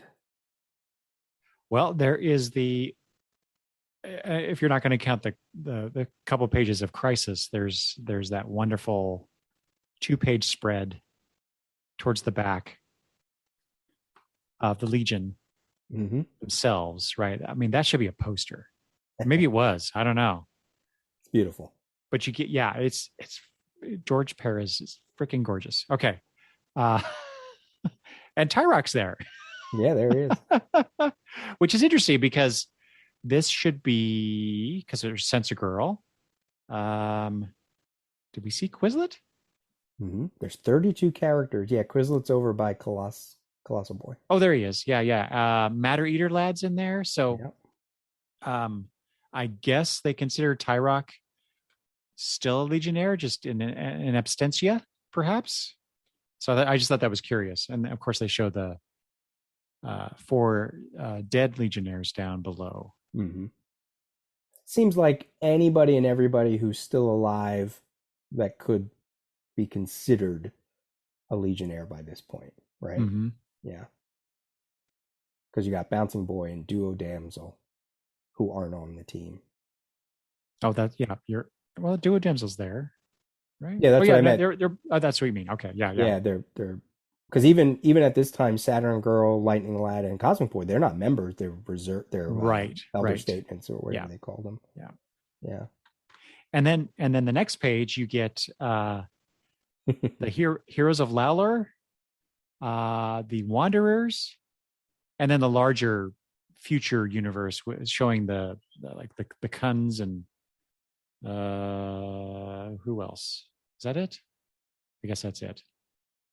And then, of course, they have to mention Darkseid because of the Great Darkness Saga. Right. Yeah, villains don't get touched on a lot in the history of the DC universe. So I thought the Kuns were an interesting choice, but Harbinger's narrative is all about heroes, what makes a hero. And if you have heroes, then, as she says here, you have to create need for foes for them to fight. So, it's like giving a dip into the larger universe. I don't know why you wouldn't show like Mordru and, Infinite Man, like just show a whole bunch of them. Yeah. Well, at least we get the Time Trapper on the following page. Right. Because we do the whole thing even before, and this is what I was getting at was we get those futures, starting with Jonah Hex and his status quo at that time, and then as we progress, I assume progress further into the future, we get all these other things: Chris KL99, Star Rovers, Star Hawkins, Space Cabbie, OMAC, which I thought was curious because the way they spelled it instead of an acronym. Tommy Tomorrow, Space Ranger, Booster Gold, and then the Legion, and then further on into where whatever was it, 32nd century, which isn't that what the Abracadabra is from? I think so. And then end of time with Time Trapper. In many ways, this little bit of the DC universe. Oh no, he's from the 64th century. Oh, that's right. Yes. So you halved it. This little bit of the history of the DC universe is kind of an echo of the last couple pages of the Crisis number 12, where Harbinger did sort of the same thing, where she looked Mm-hmm. at like the future. And it's also a precursor to Legion of Superheroes Millennium that Bendis did in many ways. If you want to Oh think of yeah, like sure. traveling from the present day all the way, some of these characters we saw. We saw OMAC. We saw, did we see Space Cabbie? I know we saw Tommy Tomorrow, Booster Gold. So it was like a journey through Mm-hmm. the DC universe. Not really pinpointing down the exact century here in the history of the DC universe, but just establishing that they do exist and they're ripe for a writer to pick up on if they want. Let's see what I wrote. Beyond that, we can go all the way a little bit earlier, where they talk about Brainiac. Yeah, that's right. Because yeah, the robot rebellion on Kalu Mm-hmm. brought about the first of the robot tyrants named Brainiac. So that's Kalu. Obviously, I mentioned for Brainiac 5. If we read on a little bit, Brainiac was later destroyed by the Omega Men. I don't know what that references. A second robotic being named Brainiac will be created 2 years after the first. Coincidentally, it says. Yeah. This Brainiac, unlike its predecessor, had its origins as much in the laboratories of Earth as in the stars. Is that the Greenskin one? Is that I don't know if that's referencing like Byrne's upcoming version of Brainiac? I think so. Okay, that's what I was wondering. Because it does say origins as much in the laboratories of Earth. I was sort of confused by that. I think they were being vague too, because they were like, I think we're getting another Brainiac, but then immediately after that is a direct connection to Secret Origins number 8, which we read, the Shadowlass origin. Talak 8 was a nexus of heroes. Malor, the first of these heroes, saved Talak from destruction. His heroic lineage extends into the 30th century and beyond. I always took that image as being Perez making something up, or, maybe there was a Legion story. I did not realize, because when we read that Secret Origins number 8, that was the first time I had read that story. He's pulling exactly from that story. Yeah. Amazing. Beautiful. The character design for Malor, the villains, the machinery, the little Crete, the metallic thing with the eye, that is all straight out of Secret Origins number 8, drawn by Tom Mandrake. Did you get from that issue, though, that Malor, that time period was essentially 20th century Earth time? No. Yeah.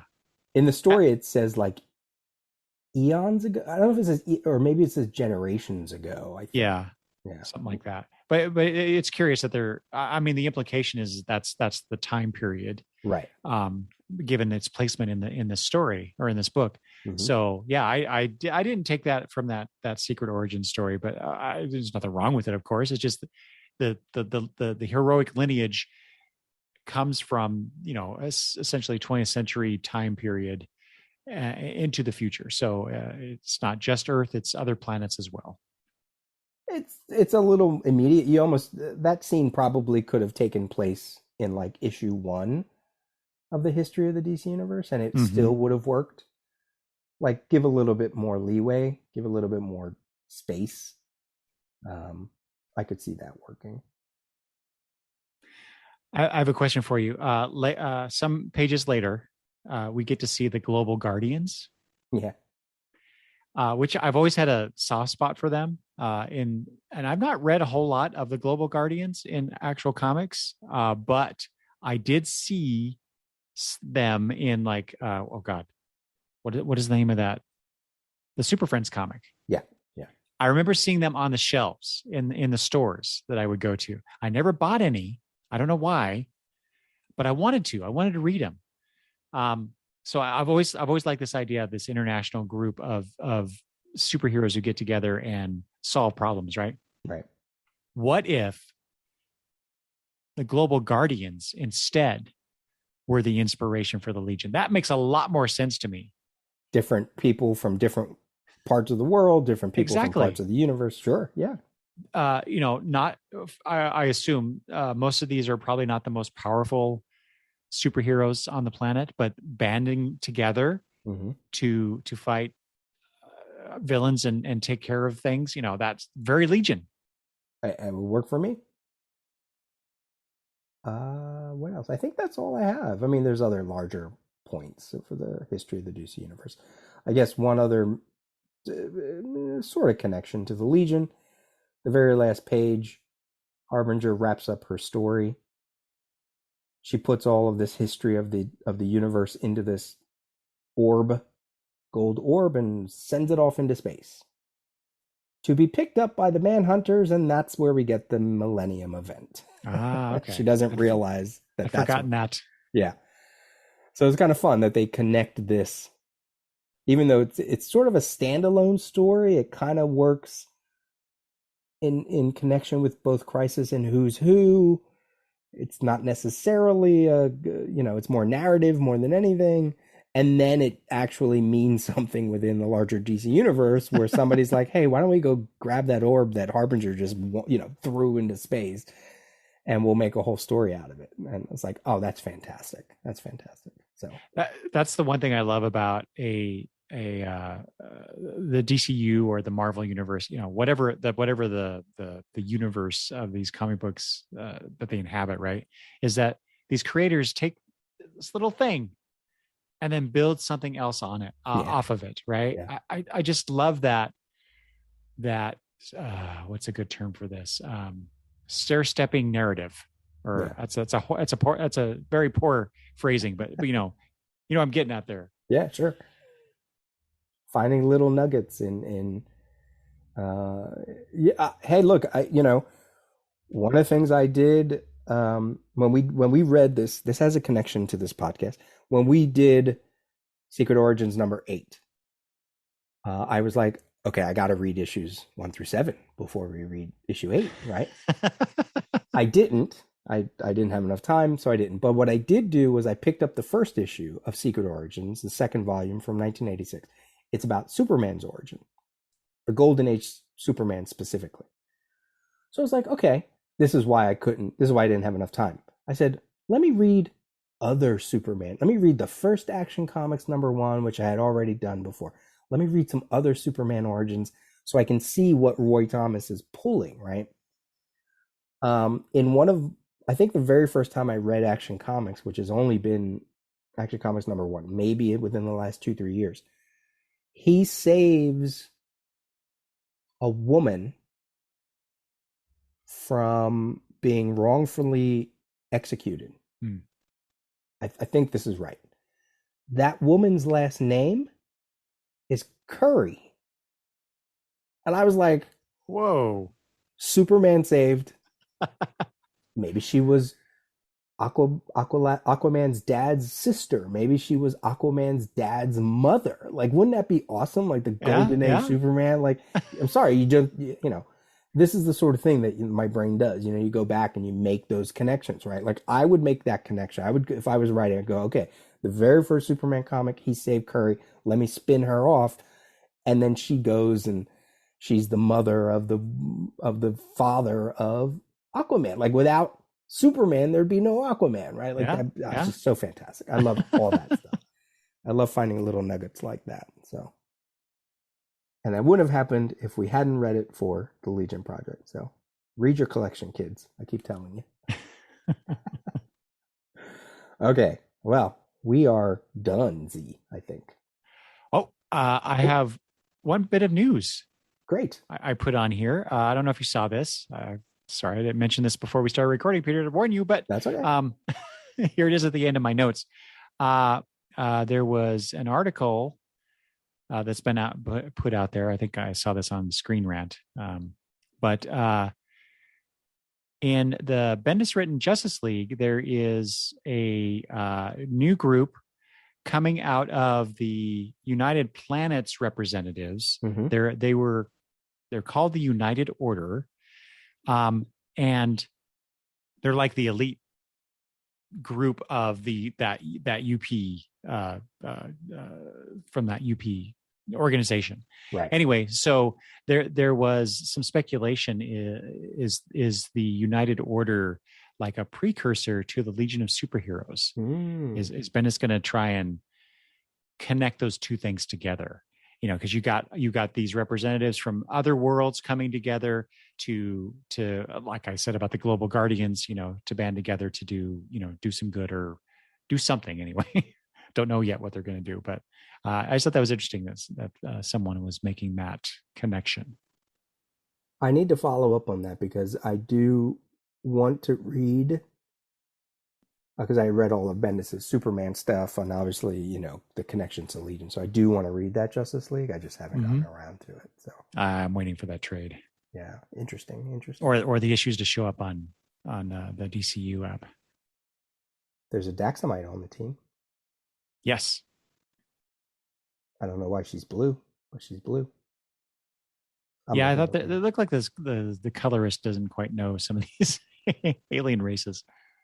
All right, well, something to look out for. We'll keep a watch on that. Add that to our long list.